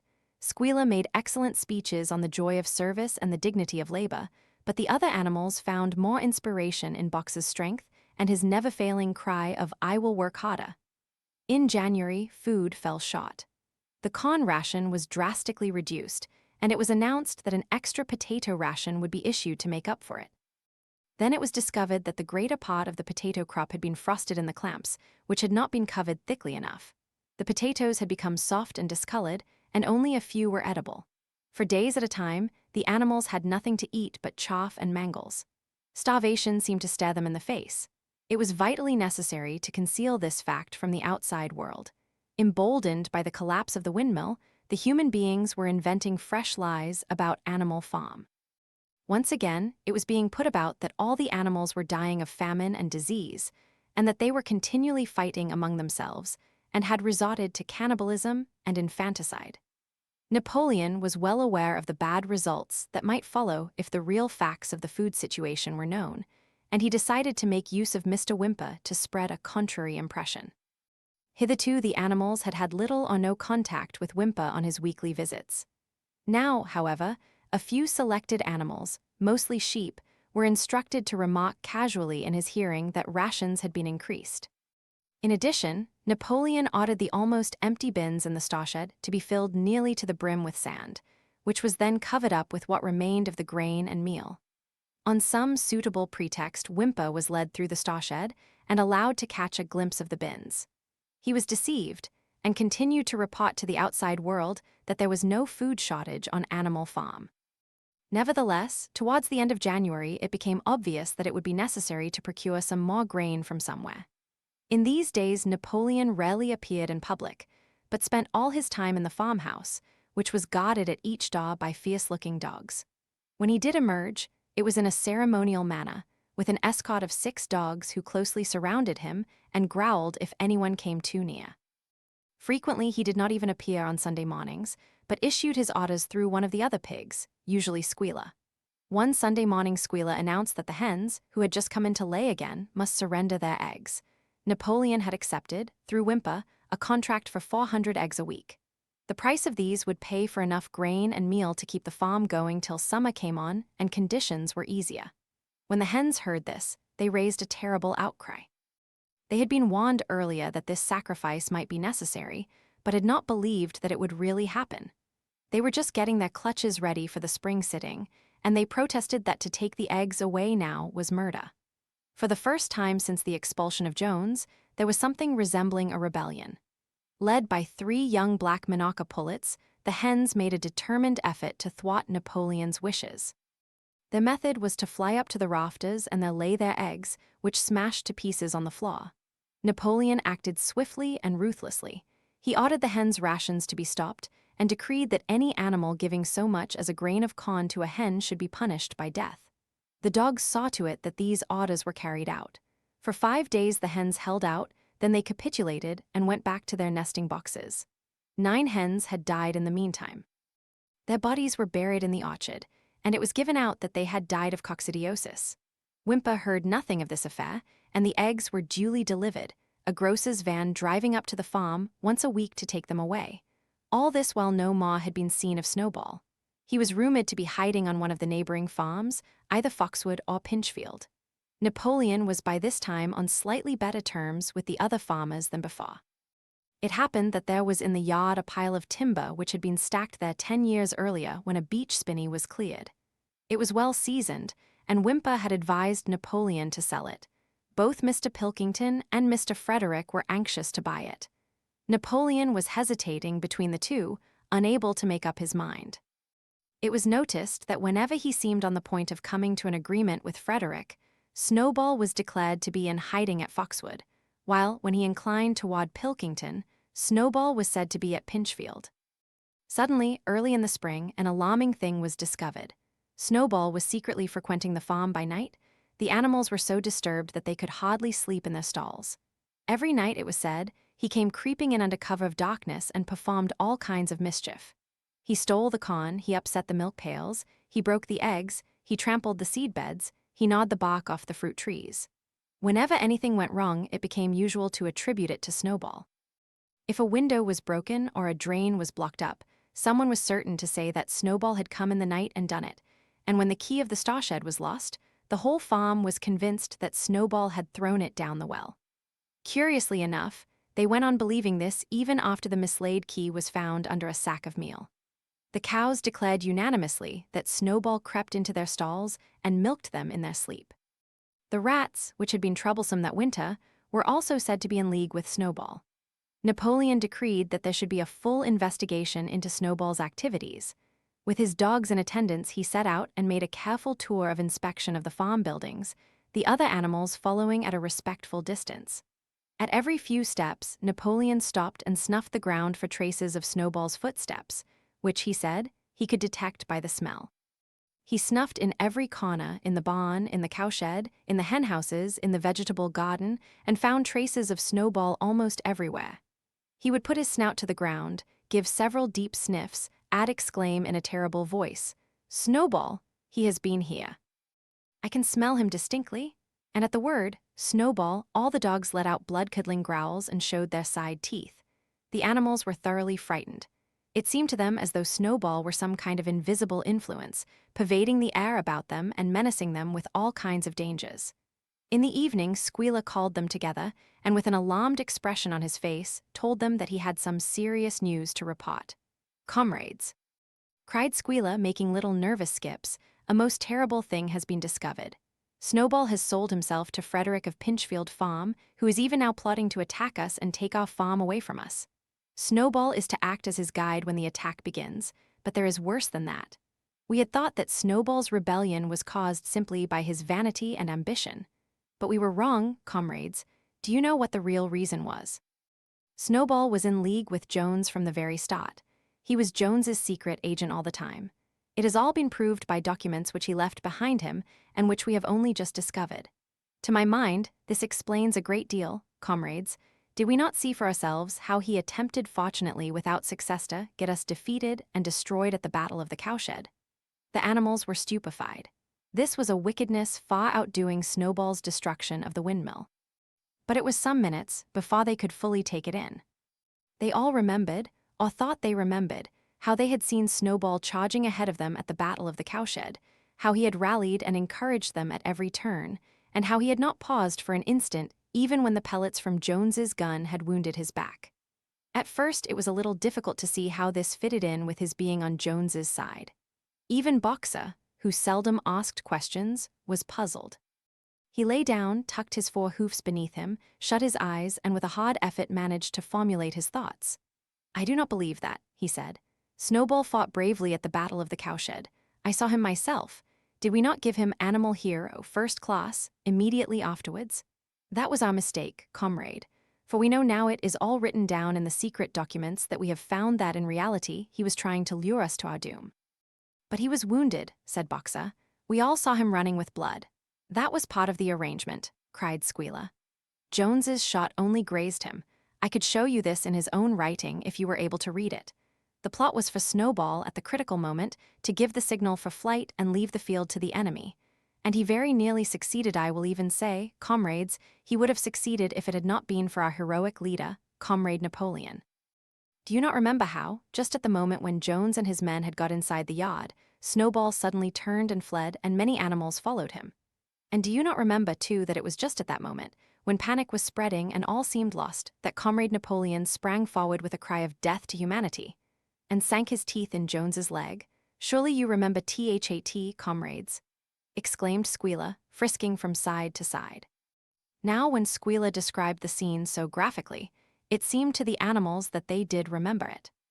At any rate, they remembered that at the critical moment of the battle, Snowball had turned to flee, but Boxer was still a little uneasy. "I do not believe that Snowball was a traitor at the beginning," he said finally. "What he has done since is different, but I believe that at the Battle of the Cowshed, he was a good comrade." "Our leader, Comrade Napoleon," announced Squealer, speaking very slowly and firmly, "has stated categorically, comrade, that Snowball was Jones's agent from the very beginning, yes, and from long before the rebellion was ever thought of." "Ah, that is different," said Boxer. "If Comrade Napoleon says it, it must be right." "That is the true spirit, comrade," cried Squealer, but it was noticed he cast a very ugly look at Boxer with his little twinkling eyes. He turned to go, then paused and added impressively, "I warn every animal on this farm to keep his eyes very wide open, for we have reason to think that some of Snowball's secret agents are lurking among us at this moment." 4 days later, in the late afternoon, Napoleon ordered all the animals to assemble in the yard. When they were all gathered together, Napoleon emerged from the farmhouse, wearing both his medals, for he had recently awarded himself Animal Hero, First Class, and Animal Hero, Second Class, with his 9 huge dogs frisking round him and uttering growls that sent shivers down all the animals' spines. They all cowered silently in their places, seeming to know in advance that some terrible thing was about to happen. Napoleon stood sternly surveying his audience, then he uttered a high-pitched whimper. Immediately the dogs bounded forward, seized 4 of the pigs by the ear and dragged them, squealing with pain and terror, to Napoleon's feet. The pigs' ears were bleeding, the dogs had tasted blood, and for a few moments they appeared to go quite mad. To the amazement of everybody, 3 of them flung themselves upon Boxer. Boxer saw them coming and put out his great hoof, caught a dog in midair, and pinned him to the ground. The dog shrieked for mercy, and the other 2 fled with their tails between their legs. Boxer looked at Napoleon to know whether he should crush the dog to death or let it go. Napoleon appeared to change countenance and sharply ordered Boxer to let the dog go, whereat Boxer lifted his hoof, and the dog slunk away, bruised and howling. Presently the tumult died down. The 4 pigs waited, trembling, with guilt written on every line of their countenances. Napoleon now called upon them to confess their crimes. They were the same 4 pigs as had protested when Napoleon abolished the Sunday meetings. Without any further prompting, they confessed that they had been secretly in touch with Snowball ever since his expulsion, that they had collaborated with him in destroying the windmill, and that they had entered into an agreement with him to hand over Animal Farm to Mr. Frederick. They added that Snowball had privately admitted to them that he had been Jones's secret agent for years past. When they had finished their confession, the dogs promptly tore their throats out, and in a terrible voice Napoleon demanded whether any other animal had anything to confess. The 3 hens who had been the ringleaders in the attempted rebellion over the eggs now came forward and stated that Snowball had appeared to them in a dream and incited them to disobey Napoleon's orders. They, too, were slaughtered. Then a goose came forward and confessed to having secreted 6 ears of corn during the last year's harvest and eaten them in the night. Then a sheep confessed to having urinated in the drinking pool urge to do this. So she said, by Snowball and 2 other sheep confessed to having murdered an old ram, an especially devoted follower of Napoleon, by chasing him round and round a bonfire when he was suffering from a cough. They were all slain on the spot. And so the tale of confessions and executions went on, until there was a pile of corpses lying before Napoleon's feet, and the air was heavy with the smell of blood, which had been unknown there since the expulsion of Jones. When it was all over, the remaining animals, except for the pigs and dogs, crept away in a body. They were shaken and miserable. They did not know which was more shocking, the treachery of the animals who had leagued themselves with Snowball, or the cruel retribution they had just witnessed.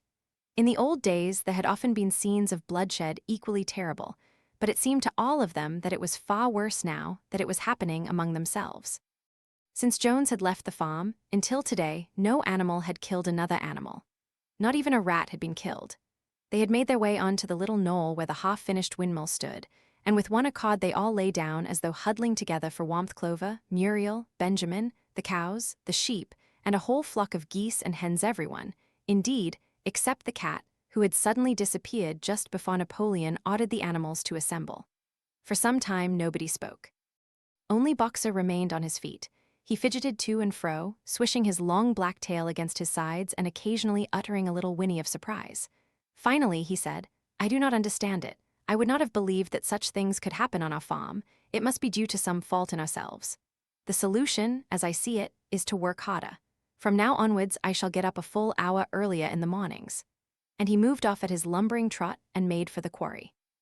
Having got there, he collected 2 successive loads of stone and dragged them down to the windmill before retiring for the night. The animals huddled about Clover, not speaking. The knoll where they were lying gave them a wide prospect across the countryside.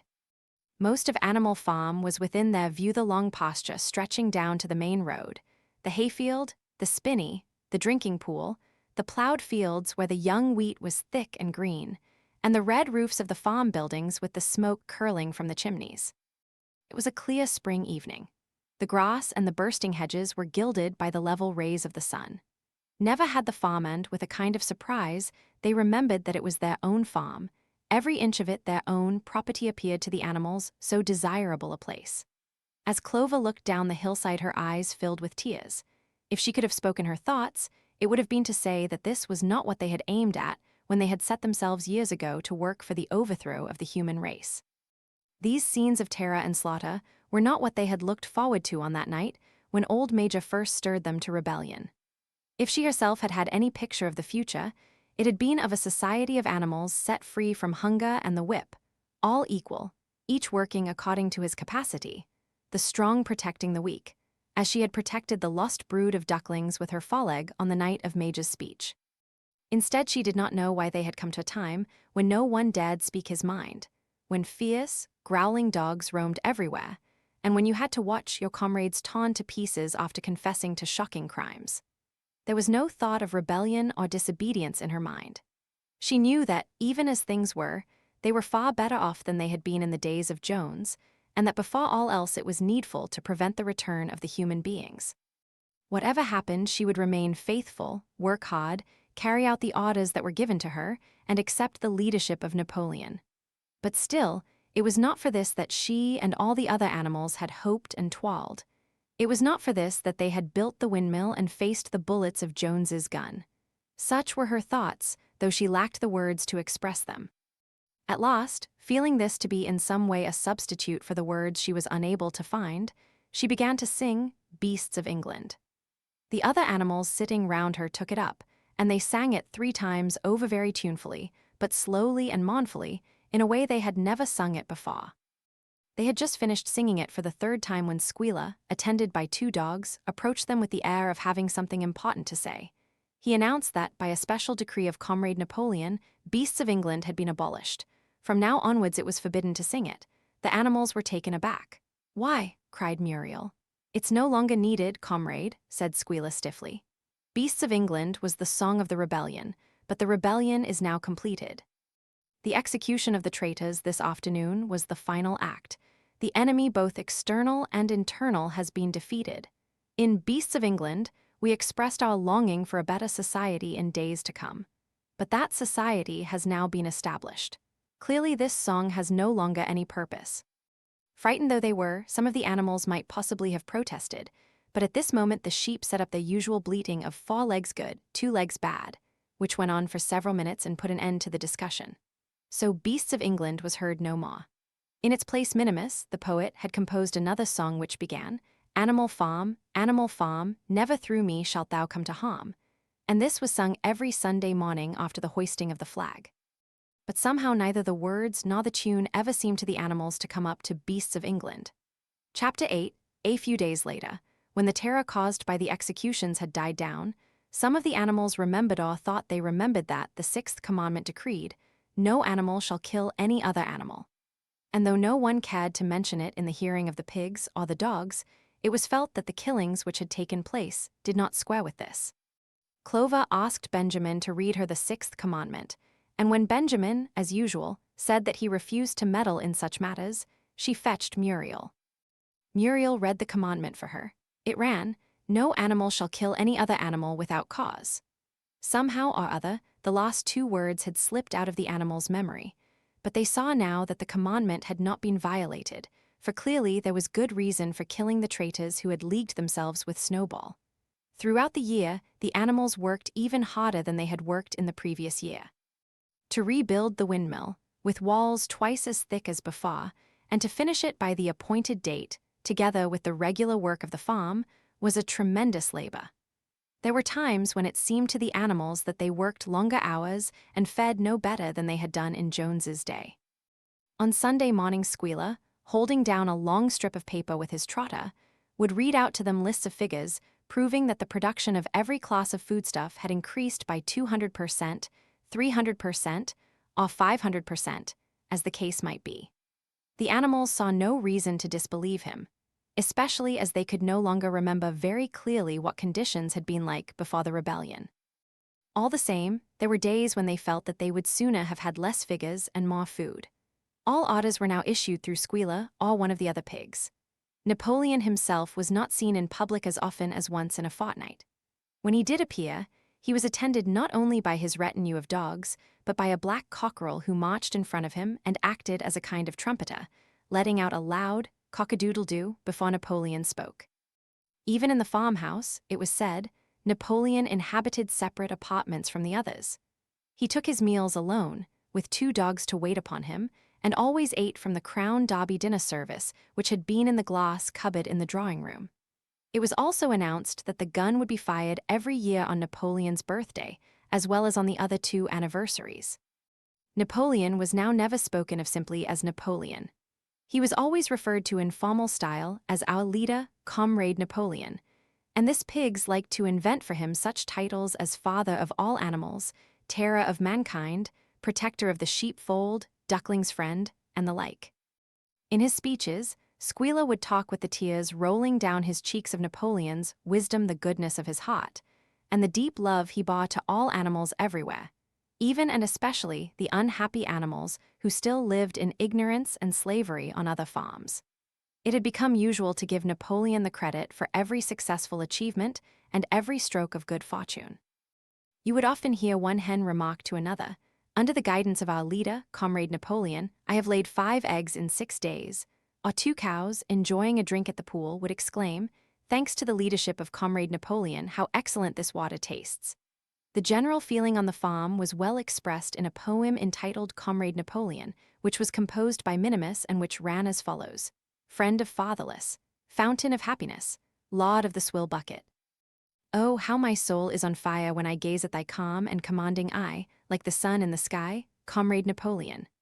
Thou art the giver of all that thy creatures love, full belly twice a day, clean straw to roll upon. Every beast great or small sleeps at peace in his stall. Thou watchest over all, Comrade Napoleon. Had I a sucking pig, ere he had grown as big even as a pint bottle or as a rolling pin, he should have learned to be faithful and true to thee. Yes, his first squeak should be Comrade Napoleon.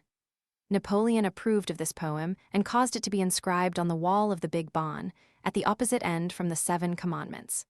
It was surmounted by a portrait of Napoleon, in profile, executed by Squealer in white paint. Meanwhile, through the agency of Wimpa, Napoleon was engaged in complicated negotiations with Frederick and Pilkington. The pile of timber was still unsold. Of the two, Frederick was the more anxious to get hold of it, but he would not offer a reasonable price. At the same time, there were renewed rumors that Frederick and his men were plotting to attack Animal Farm and to destroy the windmill, the building of which had aroused furious jealousy in him. Snowball was known to be still skulking on Pinchfield Farm. In the middle of the summer, the animals were alarmed to hear that 3 hens had come forward and confessed that, inspired by Snowball, they had entered into a plot to murder Napoleon. They were executed immediately, and fresh precautions for Napoleon's safety were taken. 4 dogs guarded his bed at night, 1 at each corner, and a young pig named Pink Eye was given the task of tasting all his food before he ate it, lest it should be poisoned. At about the same time, it was given out that Napoleon had arranged to sell the pile of timber to Mr. Pilkington. He was also going to enter into a regular agreement for the exchange of certain products between Animal Farm and Foxwood. The relations between Napoleon and Pilkington, though they were only conducted through Wimpa, were now almost friendly. The animals distrusted Pilkington as a human being, but greatly preferred him to Frederick, whom they both feared and hated. As the summer wore on, and the windmill neared completion, the rumors of an impending treacherous attack grew stronger and stronger. Frederick, it was said, intended to bring against them 20 men all armed with guns, and he had already bribed the magistrates and police, so that if he could once get hold of the title deeds of Animal Farm, they would ask no questions. Moreover, terrible stories were leaking out from Pinchfield about the cruelties that Frederick practiced upon his animals. He had flogged an old horse to death, he starved his cows, he had killed a dog by throwing it into the furnace, he amused himself in the evenings by making cocks fight with splinters of razor blade tied to their spurs. The animals' blood boiled with rage when they heard of these things being done to their comrades, and sometimes they clamored to be allowed to go out in a body and attack Pinchfield Farm, drive out the humans, and set the animals free. But Squealer counseled them to avoid rash actions and trust in Comrade Napoleon's strategy. Nevertheless, feeling against Frederick continued to run high. One Sunday morning, Napoleon appeared in the barn and explained that he had never at any time contemplated selling the pile of timber to Frederick. He considered it beneath his dignity, he said, to have dealings with scoundrels of that description. The pigeons who were still sent out to spread tidings of the rebellion were forbidden to set foot anywhere on Foxwood, and were also ordered to drop their former slogan of death to humanity in favor of death to Frederick. In the late summer, yet another of Snowball's machinations was laid bare. The wheat crop was full of weeds, and it was discovered that on one of his nocturnal visits, Snowball had mixed weed seeds with the seed corn. A gander who had been privy to the plot had confessed his guilt to Squealer and immediately committed suicide by swallowing deadly nightshade berries. The animals now also learned that Snowball had never, as many of them had believed, hitherto received the order of Animal Hero, First Class. This was merely a legend which had been spread some time after the Battle of the Cowshed by Snowball himself. So far from being decorated, he had been censured for showing cowardice in the battle. Once again, some of the animals heard this with a certain bewilderment, but Squealer was soon able to convince them that their memories had been at fault. In the autumn, by a tremendous, exhausting effort the harvest had to be gathered at almost the same time the windmill was finished. The machinery had still to be installed, and Wimpa was negotiating the purchase of it, but the structure was completed. In the teeth of every difficulty, in spite of inexperience, of primitive implements, of bad luck, and of Snowball's treachery, the work had been finished punctually to the very day. Tired out but proud, the animals walked round and round their masterpiece, which appeared even more beautiful in their eyes than when it had been built the first time. Moreover, the walls were twice as thick as before. Nothing short of explosives would lay them low this time. And when they thought of how they had labored, what discouragements they had overcome, and the enormous difference that would be made in their lives when the sails were turning and the dynamos running when they thought of all this, their tiredness forsook them and they gamboled round and round the windmill, uttering cries of triumph. Napoleon himself, attended by his dogs and his cockerel, came down to inspect the completed work. He personally congratulated the animals on their achievement and announced that the mill would be named Napoleon Mill. 2 days later, the animals were called together for a special meeting in the barn. They were struck dumb with surprise when Napoleon announced that he had sold the pile of timber to Frederick. Tomorrow Frederick's wagons would arrive and begin carting it away. Throughout the whole period of his seeming friendship with Pilkington, Napoleon had really been in secret agreement with Frederick. All relations with Foxwood had been broken off. Insulting messages had been sent to Pilkington.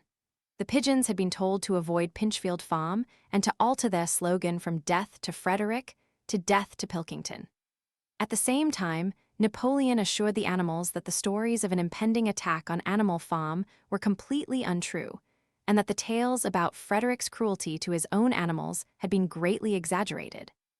All these rumors had probably originated with Snowball and his agents. It now appeared that Snowball was not, after all, hiding on Pinchfield Farm, and in fact had never been there in his life. He was living in considerable luxury, so it was said at Foxwood, and had in reality been a pensioner of Pilkington for years past. The pigs were in ecstasies over Napoleon's cunning. By seeming to be friendly with Pilkington, he had forced Frederick to raise his price by £12.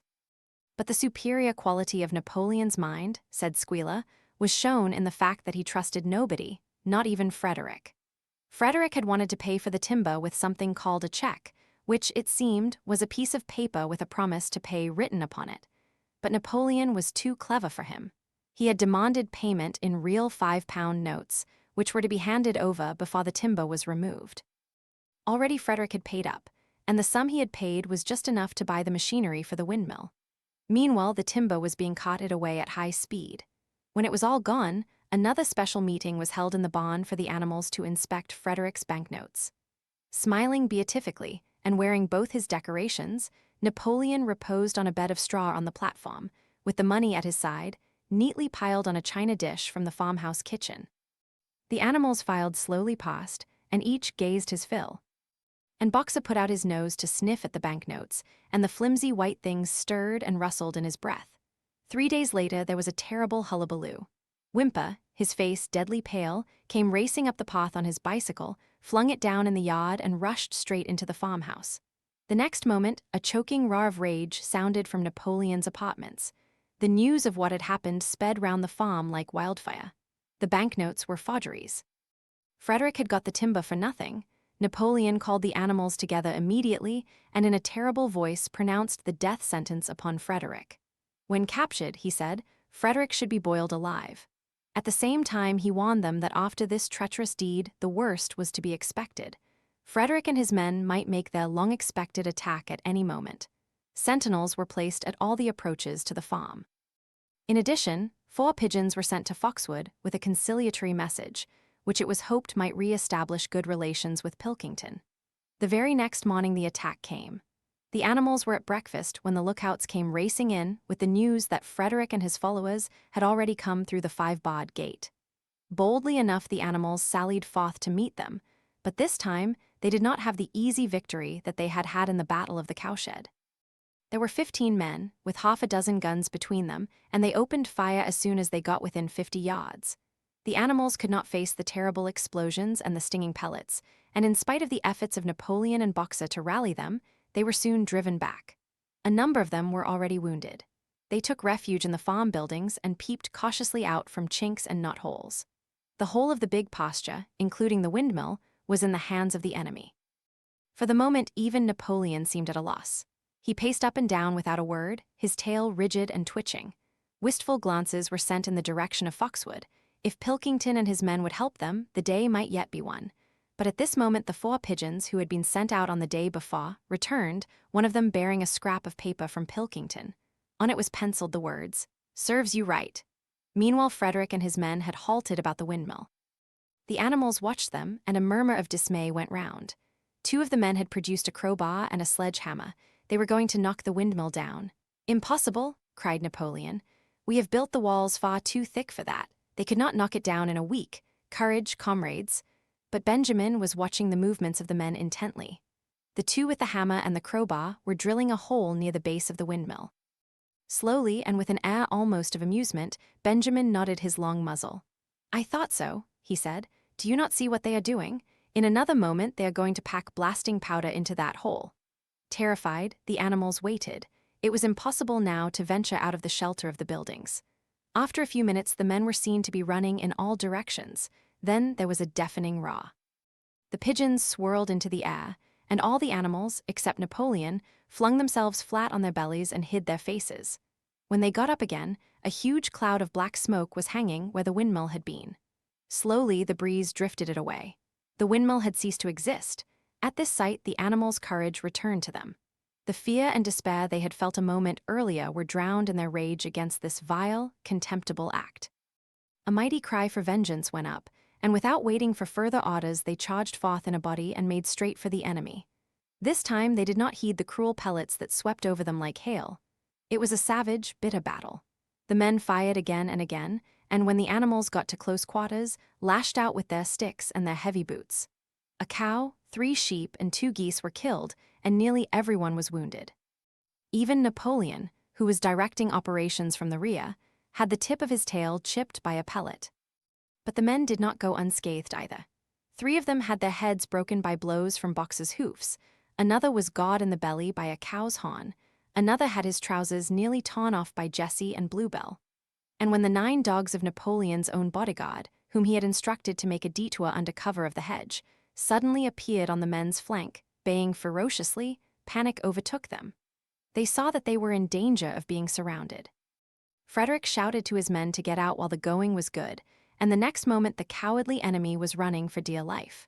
The animals chased them right down to the bottom of the field and got in some last kicks at them as they forced their way through the thorn hedge. They had won, but they were weary and bleeding. Slowly, they began to limp back towards the farm. The sight of their dead comrades stretched upon the grass moved some of them to tears. And for a little while they halted in sorrowful silence at the place where the windmill had once stood. Yes, it was gone. Almost the last trace of their labor was gone. Even the foundations were partially destroyed. And in rebuilding it, they could not this time, as before, make use of the fallen stones. This time the stones had vanished too. The force of the explosion had flung them to distances of hundreds of yards. It was as though the windmill had never been. As they approached, the farm squealer, who had unaccountably been absent during the fighting, came skipping towards them, whisking his tail and beaming with satisfaction. And the animals heard, from the direction of the farm buildings, the solemn booming of a gun. "What is that gun firing for?" said Boxer. "To celebrate our victory," cried Squealer. "What victory?" said Boxer. His knees were bleeding, he had lost a shoe and split his hoof, and a dozen pellets had lodged themselves in his hind leg. "What victory, comrade? Have we not driven the enemy off our soil, the sacred soil of Animal Farm? But they have destroyed the windmill, and we had worked on it for 2 years. What matter? We will build another windmill. We will build 6 windmills if we feel like it. You do not appreciate, comrade, the mighty thing that we have done. The enemy was in occupation of this very ground that we stand upon. And now, thanks to the leadership of Comrade Napoleon, we have won every inch of it back again." "Then we have won back what we had before," said Boxer. "That is our victory," said Squealer. They limped into the yard. The pellets under the skin of Boxer's legs smarted painfully. He saw ahead of him the heavy labor of rebuilding the windmill from the foundations, and already in imagination, he braced himself for the task. But for the first time, it occurred to him that he was 11 years old, and that perhaps his great muscles were not quite what they had once been. But when the animals saw the green flag flying, and heard the gun firing again 7 times, it was fired in all and heard the speech that Napoleon made, congratulating them on their conduct, it did seem to them, after all, that they had won a great victory. The animals slain in the battle were given a solemn funeral. Boxer and Clover pulled the wagon which served as a hearse, and Napoleon himself walked at the head of the procession. 2 whole days were given over to celebrations. There were songs, speeches, and more firing of the gun, and a special gift of an apple was bestowed on every animal, with 2 ounces of corn for each bird and 3 biscuits for each dog. It was announced that the battle would be called the Battle of the Windmill, and that Napoleon had created a new decoration, the Order of the Green Banner, which he had conferred upon himself. In the general rejoicings, the unfortunate affair of the banknotes was forgotten. It was a few days later than this that the pigs came upon a case of whiskey in the cellars of the farmhouse. It had been overlooked at the time when the house was first occupied. That night there came from the farmhouse the sound of loud singing, in which, to everyone's surprise, the strains of Beasts of England were mixed up. At about 9:30 Napoleon, wearing an old bowler hat of Mr. Jones's, was distinctly seen to emerge from the back door, gallop rapidly round the yard, and disappear indoors again. But in the morning, a deep silence hung over the farmhouse. Not a pig appeared to be stirring. It was nearly 9 o'clock when Squealer made his appearance, walking slowly and dejectedly, his eyes dull, his tail hanging limply behind him, and with every appearance of being seriously ill. He called the animals together and told them that he had a terrible piece of news to impart. Comrade Napoleon was dying. A cry of lamentation went up. Straw was laid down outside the doors of the farmhouse, and the animals walked on tiptoe. With tears in their eyes, they asked one another what they should do if their leader were taken away from them. A rumor went round that Snowball had after all contrived to introduce poison into Napoleon's food. At 11 o'clock Squealer came out to make another announcement. As his last act upon earth, Comrade Napoleon had pronounced a solemn decree. The drinking of alcohol was to be punished by death.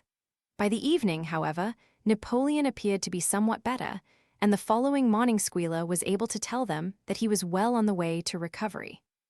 By the evening of that day, Napoleon was back at work, and on the next day it was learned that he had instructed Wimper to purchase in Willingdon some booklets on brewing and distilling. A week later, Napoleon gave orders that the small paddock beyond the orchard, which it had previously been intended to set aside as a grazing ground for animals who were past work, was to be plowed up. It was given out that the pasture was exhausted and needed reseeding, but it soon became known that Napoleon intended to sow it with barley. About this time, there occurred a strange incident which hardly anyone was able to understand. One night at about 12 o'clock, there was a loud crash in the yard, and the animals rushed out of their stalls. It was a moonlit night. At the foot of the end wall of the big barn, where the 7 commandments were written, there lay a ladder broken in 2 pieces. Squealer, temporarily stunned, was sprawling beside it, and near at hand there lay a lantern, a paintbrush, and an overturned pot of white paint. The dogs immediately made a ring round Squealer and escorted him back to the farmhouse as soon as he was able to walk. None of the animals could form any idea as to what this meant, except old Benjamin, who nodded his muzzle with a knowing air and seemed to understand, but would say nothing. But a few days later, Muriel, reading over the 7 commandments to herself, noticed that there was yet another of them which the animals had remembered wrong. They had thought the 5th commandment was, "No animal shall drink alcohol," but there were 2 words that they had forgotten. Actually, the commandment read, "No animal shall drink alcohol to excess." Chapter 9, Box's split hoof was a long time in healing. They had started the rebuilding of the windmill the day after the victory celebrations were ended. Boxer refused to take even a day off work and made it a point of honor not to let it be seen that he was in pain. In the evenings, he would admit privately to Clover that the hoof troubled him a great deal. Clover treated the hoof with poultices of herbs which she prepared by chewing them, and both she and Benjamin urged Boxer to work less hard. "A horse's lungs do not last forever," she said to him, but Boxer would not listen. He had, he said, only one real ambition left to see the windmill well underway before he reached the age for retirement. At the beginning, when the laws of Animal Farm were first formulated, the retiring age had been fixed for horses and pigs at 12, for cows at 14, for dogs at 9, for sheep at 7, and for hens and geese at 5. Liberal old age pensions had been agreed upon. As yet no animal had actually retired on pension, but of late the subject had been discussed more and more. Now that the small field beyond the orchard had been set aside for barley, it was rumored that a corner of the lodge pasture was to be fenced off and turned into a grazing ground for superannuated animals. For a horse, it was said, the pension would be 5 pounds of corn a day, and in winter, 15 pounds of hay, with a carrot or possibly an apple on public holidays.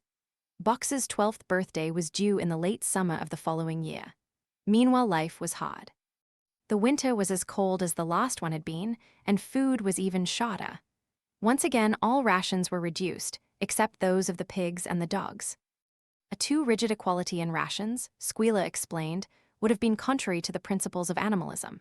In any case, he had no difficulty in proving to the other animals that they were not in reality short of food, whatever the appearances might be.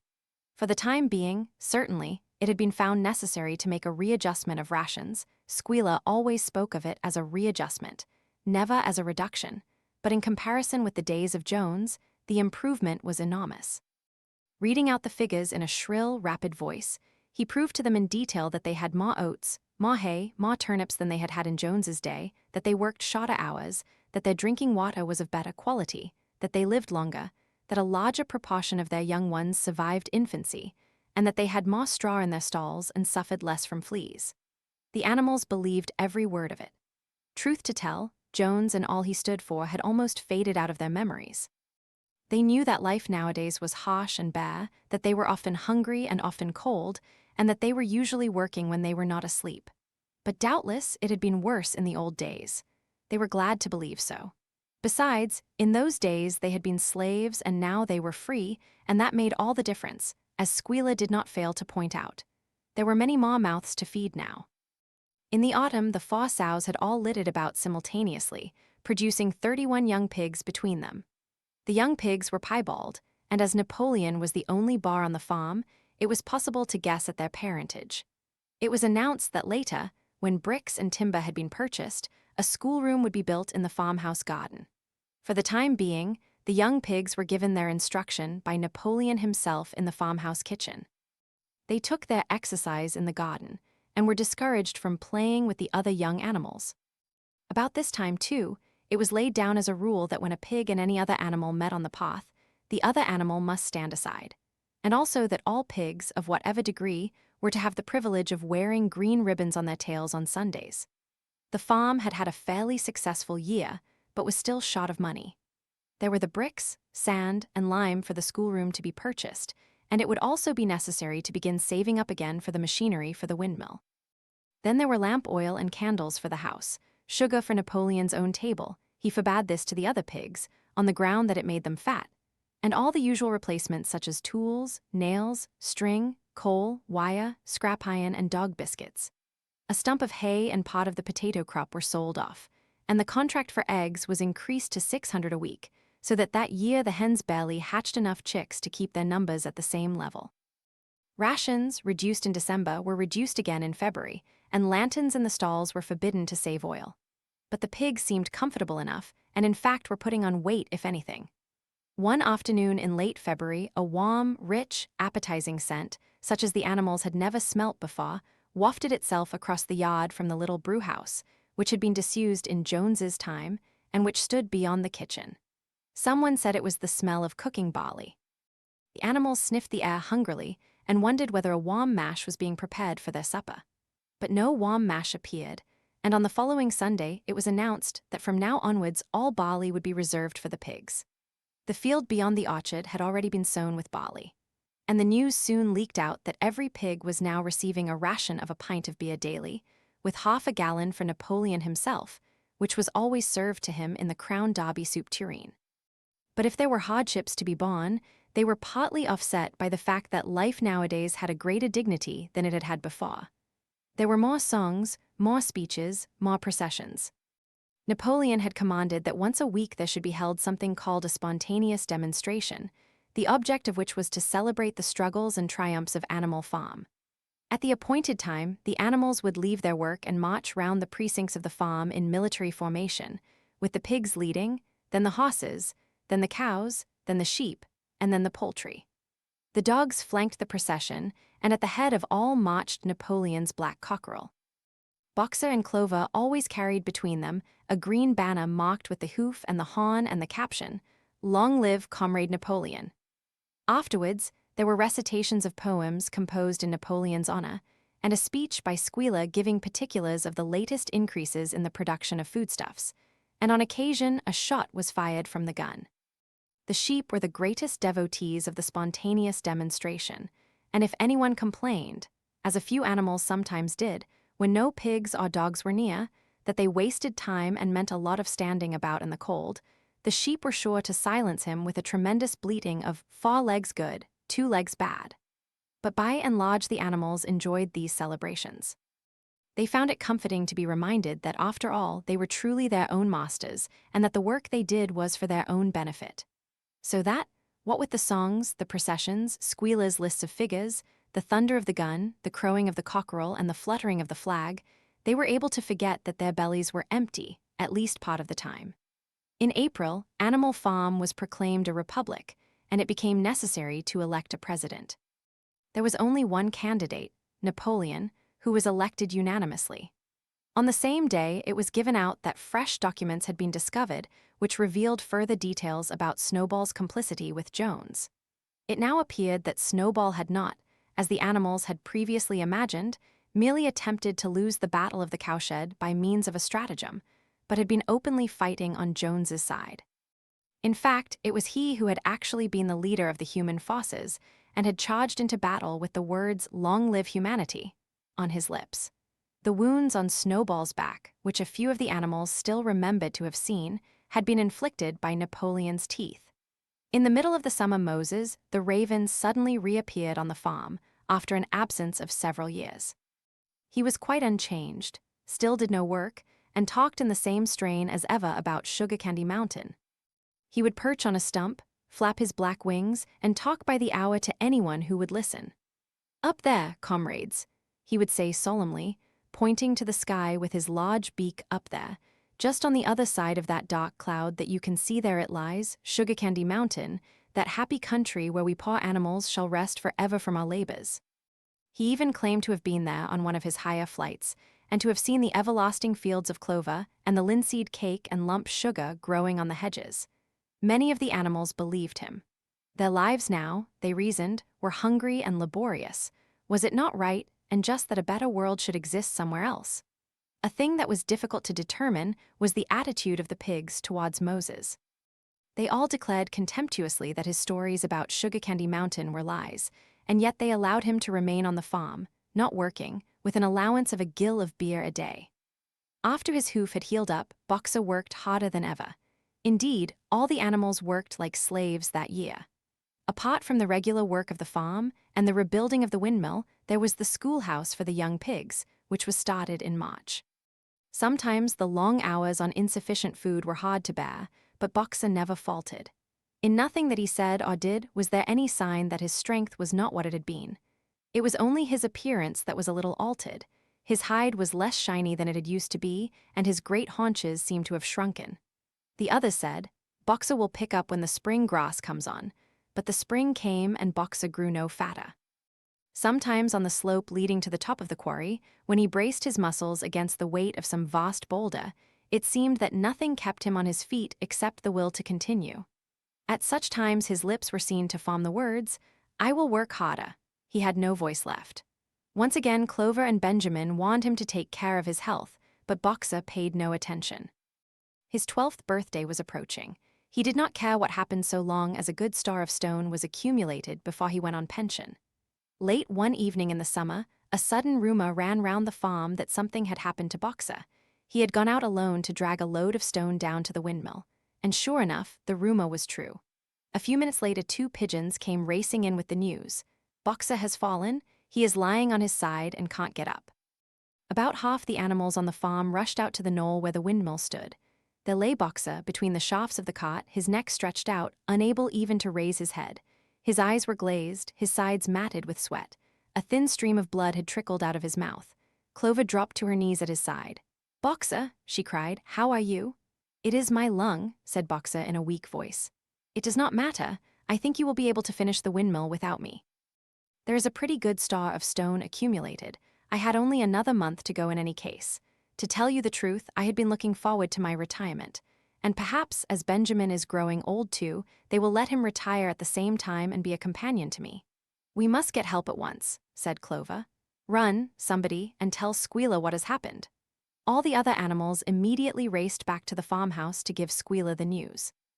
Only Clover remained, and Benjamin, who lay down at Boxer's side, and without speaking, kept the flies off him with his long tail. After about a quarter of an hour Squealer appeared, full of sympathy and concern. He said that Comrade Napoleon had learned with the very deepest distress of this misfortune to one of the most loyal workers on the farm, and was already making arrangements to send Boxer to be treated in the hospital at Willingdon. The animals felt a little uneasy at this. Except for Molly and Snowball, no other animal had ever left the farm, and they did not like to think of their sick comrade in the hands of human beings. However, Squealer easily convinced them that the veterinary surgeon in Willingdon could treat Boxer's case more satisfactorily than could be done on the farm. And about half an hour later, when Boxer had somewhat recovered, He was with difficulty got onto his feet and managed to limp back to his stall, where Clover and Benjamin had prepared a good bed of straw for him. For the next 2 days, Boxer remained in his stall. The pigs had sent out a large bottle of pink medicine, which they had found in the medicine chest in the bathroom, and Clover administered it to Boxer twice a day after meals. In the evenings, she lay in his stall and talked to him, while Benjamin kept the flies off him. Boxer professed not to be sorry for what had happened. If he made a good recovery, he might expect to live another 3 years, and he looked forward to the peaceful days that he would spend in the corner of the big pasture. It would be the first time that he had had leisure to study and improve his mind. He intended, he said, to devote the rest of his life to learning the remaining 22 letters of the alphabet. However, Benjamin and Clover could only be with Boxer after working hours, and it was in the middle of the day when the van came to take him away. The animals were all at work weeding turnips under the supervision of a pig, when they were astonished to see Benjamin come galloping from the direction of the farm buildings, braying at the top of his voice. It was the first time that they had ever seen Benjamin excited indeed. It was the first time that anyone had ever seen him gallop. "Quick, quick," he shouted. "Come at once. They're taking Boxer away." Without waiting for orders from the pig, the animals broke off work and raced back to the farm buildings. Sure enough, there in the yard was a large closed van, drawn by 2 horses, with lettering on its side and a sly-looking man in a low-crowned bowler hat sitting on the driver's seat. And Boxer's stall was empty. The animals crowded round the van. "Goodbye, Boxer," they chorused. "Goodbye." "Fools, fools," shouted Benjamin, prancing round them and stamping the earth with his small hoofs. "Fools, do you not see what is written on the side of that van?" That gave the animals pause, and there was a hush. Muriel began to spell out the words. But Benjamin pushed her aside, and in the midst of a deadly silence he read, "Alfred Simmons, Hoss Slaughterer and Glue Boiler, Willingdon, dealer in hides and bone meal, kennels supplied. Do you not understand what that means? They are taking Boxer to the knackers."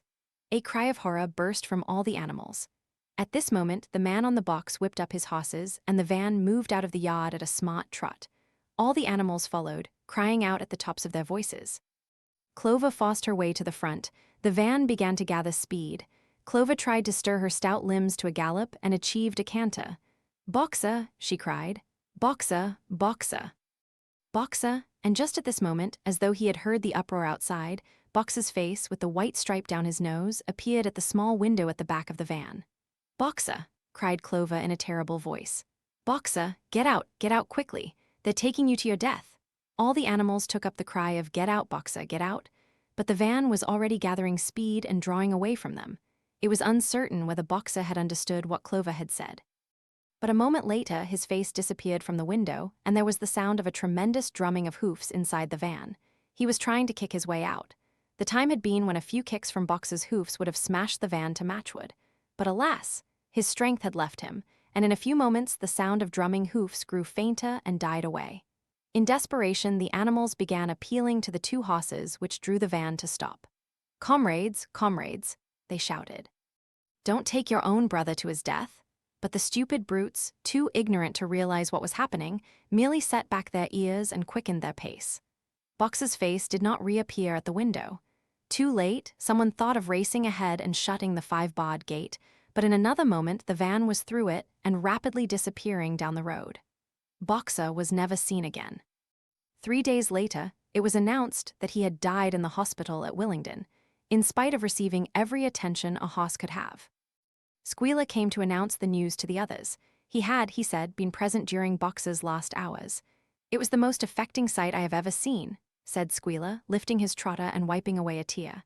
"I was at his bedside at the very last, and at the end, almost too weak to speak, he whispered in my ear that his sole sorrow was to have passed on before the windmill was finished. 'Forward, comrades,' he whispered. 'Forward in the name of the rebellion. Long live Animal Farm. Long live Comrade Napoleon. Napoleon is always right.' Those were his very last words, comrades." Here Squealer's demeanor suddenly changed. He fell silent for a moment, and his little eyes dotted suspicious glances from side to side before he proceeded. It had come to his knowledge, he said, that a foolish and wicked rumor had been circulated at the time of Boxer's removal. Some of the animals had noticed that the van which took Boxer away was marked Hoss Slaughterer, and had actually jumped to the conclusion that Boxer was being sent to the knackers. It was almost unbelievable, said Squealer, that any animal could be so stupid. Surely, he cried indignantly, whisking his tail and skipping from side to side, surely they knew their beloved leader, Comrade Napoleon, better than that? But the explanation was really very simple. The van had previously been the property of the knacker and had been bought by the veterinary surgeon, who had not yet painted the old name out. That was how the mistake had arisen. The animals were enormously relieved to hear this. And when Squealer went on to give further graphic details of Box's deathbed, the admirable care he had received, and the expensive medicines for which Napoleon had paid without a thought as to the cost, their last doubts disappeared, and the sorrow that they felt for their comrade's death was tempered by the thought that at least he had died happy. Napoleon himself appeared at the meeting on the following Sunday morning and pronounced a short oration in Box's honor. It had not been possible, he said, to bring back their lamented comrade's remains for interment on the farm, but he had ordered a large wreath to be made from the laurels in the farmhouse garden and sent down to be placed on Box's grave. And in a few days' time, the pigs intended to hold a memorial banquet in Box's honor. Napoleon ended his speech with a reminder of Box's two favorite maxims: "I will work harder," and "Comrade Napoleon is always right," maxims, he said, which every animal would do well to adopt as his own. On the day appointed for the banquet, a grocer's van drove up from Willingdon and delivered a large wooden crate at the farmhouse. That night there was the sound of uproarious singing, which was followed by what sounded like a violent quarrel and ended at about 11 o'clock with a tremendous crash of glass. No one stirred in the farmhouse before noon on the following day, and the word went round that from somewhere or other the pigs had acquired the money to buy themselves another case of whiskey. Chapter 10 years passed. The seasons came and went, the short animal lives fled by. A time came when there was no one who remembered the old days before the rebellion, except Clover, Benjamin, Moses the raven, and a number of the pigs. Muriel was dead, Bluebell, Jessie, and Pincher were dead. Jones, too, was dead. He had died in an inebriate's home in another part of the country. Snowball was forgotten. Boxer was forgotten, except by the few who had known him. Clover was an old stout man now, stiff in the joints and with a tendency to rheumy eyes. She was 2 years past the retiring age, but in fact no animal had ever actually retired. The talk of setting aside a corner of the pasture for superannuated animals had long since been dropped. Napoleon was now a mature bar of 24 stone. Squealer was so fat that he could with difficulty see out of his eyes. Only old Benjamin was much the same as ever, except for being a little grayer about the muzzle, and, since Box's death, more morose and taciturn than ever. There were many more creatures on the farm now, though the increase was not so great as had been expected in earlier years. Many animals had been born to whom the rebellion was only a dim tradition, passed on by word of mouth, and others had been bought who had never heard mention of such a thing before their arrival. The farm possessed 3 horses now besides Clover. They were fine upstanding beasts, willing workers and good comrades, but very stupid. None of them proved able to learn the alphabet beyond the letter B. They accepted everything that they were told about the rebellion and the principles of animalism, especially from Clover, for whom they had an almost filial respect. But it was doubtful whether they understood very much of it. The farm was more prosperous now, and better organized. It had even been enlarged by 2 fields which had been bought from Mr. Pilkington. The windmill had been successfully completed at last, and the farm possessed a threshing machine and a hay elevator of its own, and various new buildings had been added to it. Wimper had bought himself a dogcart. The windmill, however, had not after all been used for generating electrical power. It was used for milling corn and brought in a handsome money profit. The animals were hard at work building yet another windmill. When that one was finished, so it was said, the dynamos would be installed. But the luxuries of which Snowball had once taught the animals to dream, the stalls with electric light and hot and cold water, and the 3-day week, were no longer talked about. Napoleon had denounced such ideas as contrary to the spirit of animalism.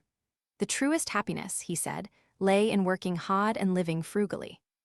Somehow it seemed as though the farm had grown richer, without making the animals themselves any richer except, of course, for the pigs and the dogs. Perhaps this was partly because there were so many pigs and so many dogs. It was not that these creatures did not work, after their fashion. There was, as Squealer was never tired of explaining, endless work in the supervision and organization of the farm. Much of this work was of a kind that the other animals were too ignorant to understand. For example, Squealer told them that the pigs had to expend enormous labors every day upon mysterious things called files, reports, minutes, and memoranda. These were large sheets of paper which had to be closely covered with writing, and as soon as they were so covered, they were burnt in the furnace. This was of the highest importance for the welfare of the farm, Squealer said. But still, neither pigs nor dogs produced any food by their own labor, and there were very many of them, and their appetites were always good. As for the others, their life, so far as they knew, was as it had always been. They were generally hungry, they slept on straw, they drank from the pool, they labored in the fields. In winter they were troubled by the cold, and in summer by the flies. Sometimes the older ones among them racked their dim memories and tried to determine whether in the early days of the rebellion, when Jones's expulsion was still recent, things had been better or worse than now. They could not remember. There was nothing with which they could compare their present lives. They had nothing to go upon except Squealer's list of figures, which invariably demonstrated that everything was getting better and better. The animals found the problem insoluble. In any case, they had little time for speculating on such things now. Only old Benjamin professed to remember every detail of his long life, and to know that things never had been, nor ever could be much better or much worse hunger, hardship, and disappointment being, so he said, the unalterable law of life. And yet the animals never gave up hope. They never lost, even for an instant, their sense of honor and privilege in being members of Animal Farm. They were still the only farm in the whole county in all England, owned and operated by animals. Not one of them, not even the youngest, not even the newcomers who had been brought from farms 10 or 20 miles away, ever ceased to marvel at that. And when they heard the gun booming and saw the green flag fluttering at the masthead, their hearts swelled with imperishable pride, and the talk turned always towards the old heroic days, the expulsion of Jones, the writing of the 7 Commandments, the great battles in which the human invaders had been defeated. None of the old dreams had been abandoned. The Republic of the Animals, which Major had foretold, when the green fields of England should be untrodden by human feet, was still believed in. Some day it was coming. It might not be soon, it might not be within the lifetime of any animal now living, but still it was coming. Even the tune of Beasts of England was perhaps hummed secretly here and there. At any rate, it was a fact that every animal on the farm knew it, though no one would have dared to sing it aloud. It might be that their lives were hard and that not all of their hopes had been fulfilled, but they were conscious that they were not as other animals. If they went hungry, it was not from feeding tyrannical human beings. If they worked hard, at least they worked for themselves. No creature among them went upon 2 legs. No creature called any other creature master. All animals were equal. One day in early summer Squealer ordered the sheep to follow him and led them out to a piece of waste ground at the other end of the farm, which had become overgrown with birch saplings. The sheep spent the whole day there browsing at the leaves under Squealer's supervision. In the evening he returned to the farmhouse himself, but, as it was warm weather, told the sheep to stay where they were. It ended by their remaining there for a whole week, during which time the other animals saw nothing of them. Squealer was with them for the greater part of every day. He was, he said, teaching them to sing a new song, for which privacy was needed. It was just after the sheep had returned, on a pleasant evening when the animals had finished work and were making their way back to the farm buildings, that the terrified neighing of a horse sounded from the yard. Startled, the animals stopped in their tracks. It was Clover's voice. She neighed again, and all the animals broke into a gallop and rushed into the yard. Then they saw what Clover had seen. It was a pig walking on his hind legs. Yes, it was Squealer. A little awkwardly, as though not quite used to supporting his considerable bulk in that position, but with perfect balance, he was strolling across the yard. And a moment later, out from the door of the farmhouse came a long file of pigs, all walking on their hind legs. Some did it better than others. 1 or 2 were even a trifle unsteady and looked as though they would have liked the support of a stick, but every one of them made his way right round the yard successfully. And finally there was a tremendous baying of dogs and a shrill crowing from the black cockerel, and out came Napoleon himself, majestically upright, casting haughty glances from side to side, and with his dogs gambolling round him. He carried a whip in his trotter. There was a deadly silence. Amazed, terrified, huddling together, the animals watched the long line of pigs march slowly round the yard. It was as though the world had turned upside down. Then there came a moment when the first shock had worn off and when, in spite of everything, in spite of the terror of the dogs, and of the habit, developed through long years of never complaining, never criticizing, no matter what happened they might have uttered some word of protest. But just at that moment, as though at a signal, all the sheep burst out into a tremendous bleating of 4 legs good, 2 legs better. 4 legs good, 2 legs better. 4 legs good, 2 legs better. It went on for 5 minutes without stopping, and by the time the sheep had quieted down, the chance to utter any protest had passed, for the pigs had marched back into the farmhouse. Benjamin felt a nose nuzzling at his shoulder. He looked round. It was Clover. Her old eyes looked dimmer than ever. Without saying anything, she tugged gently at his mane and led him round to the end of the big barn where the 7 commandments were written. For a minute or two they stood gazing at the tattered wall with its white lettering. "My sight is failing," she said finally. "Even when I was young I could not have read what was written there, but it appears to me that that wall looks different.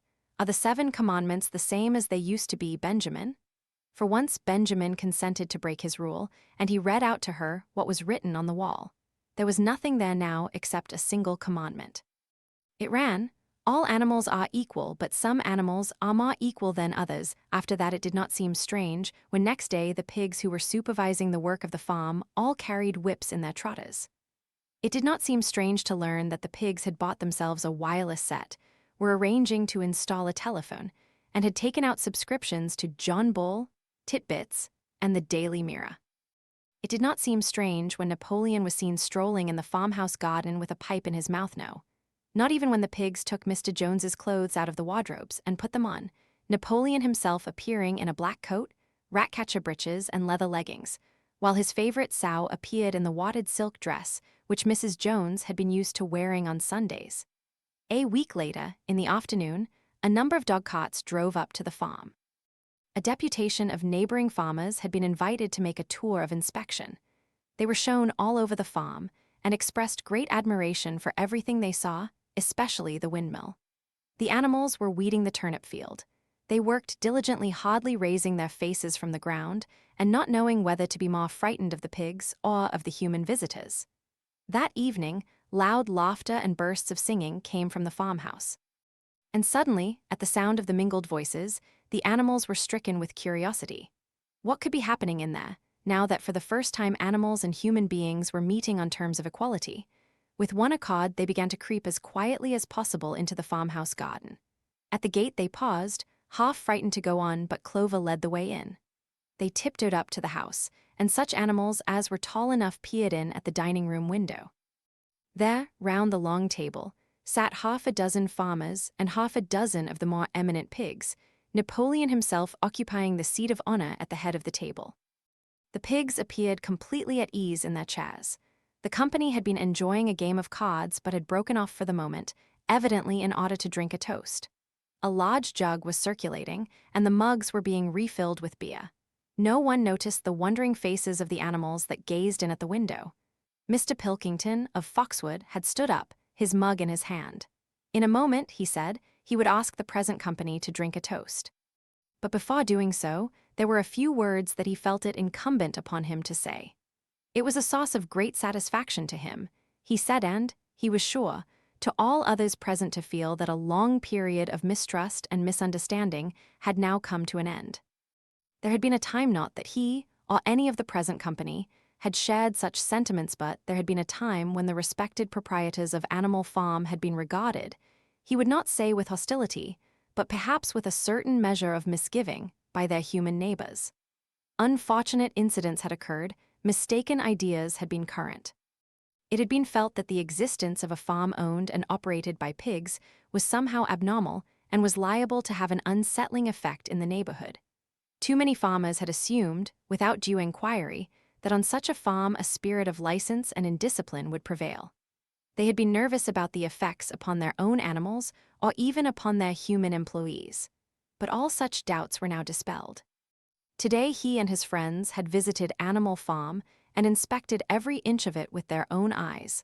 And what did they find? Not only the most up-to-date methods, but a discipline and an orderliness which should be an example to all farmers everywhere.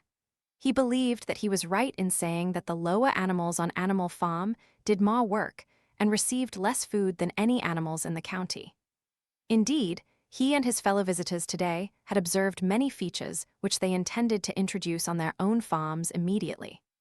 He would end his remarks, he said, by emphasizing once again the friendly feelings that subsisted and ought to subsist between Animal Farm and its neighbors. Between pigs and human beings there was not, and there need not be, any clash of interests whatever. Their struggles and their difficulties were one. Was not the labor problem the same everywhere?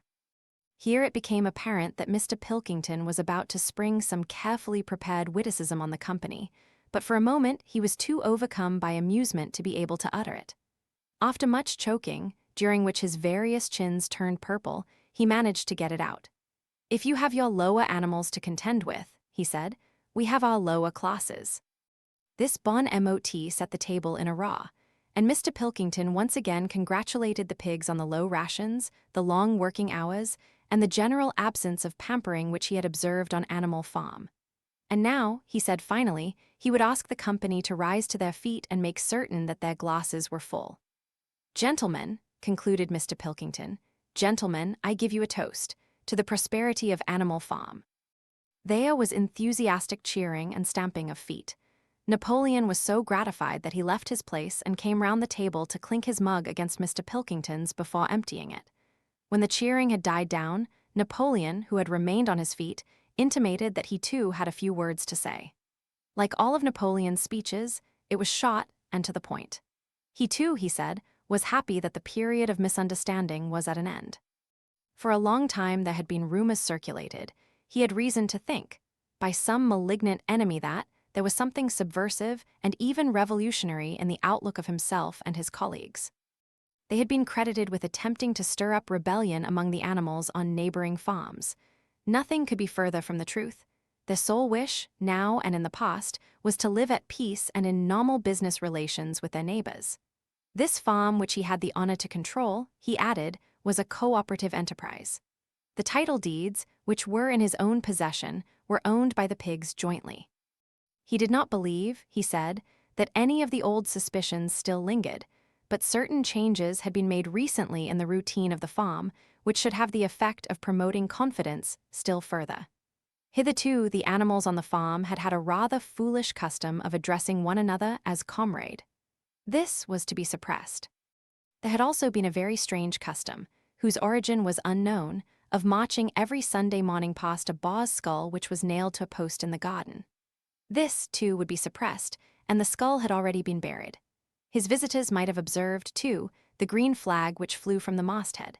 If so, they would perhaps have noted that the white hoof and horn with which it had previously been marked had now been removed. It would be a plain green flag from now onwards.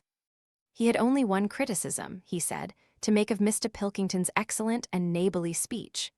Mr. Pilkington had referred throughout to Animal Farm.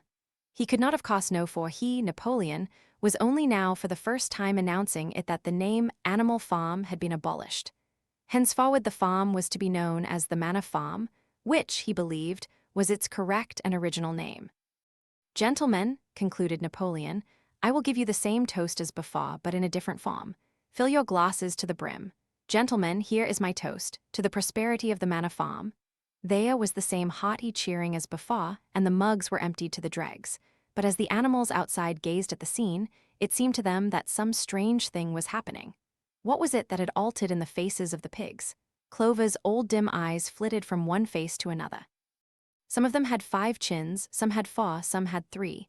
But what was it that seemed to be melting and changing? Then, the applause having come to an end, the company took up their cards and continued the game that had been interrupted, and the animals crept silently away. But they had not gone 20 yards when they stopped short. An uproar of voices was coming from the farmhouse. They rushed back and looked through the window again. Yes, a violent quarrel was in progress. There were shoutings, bangings on the table, sharp, suspicious glances, furious denials. The sauce of the trouble appeared to be that Napoleon and Mr. Pilkington had each played an ace of spades simultaneously. 12 voices were shouting in anger, and they were all alike. No question now what had happened to the faces of the pigs. The creatures outside looked from pig to man, and from man to pig, and from pig to man again, but already it was impossible to say which was which.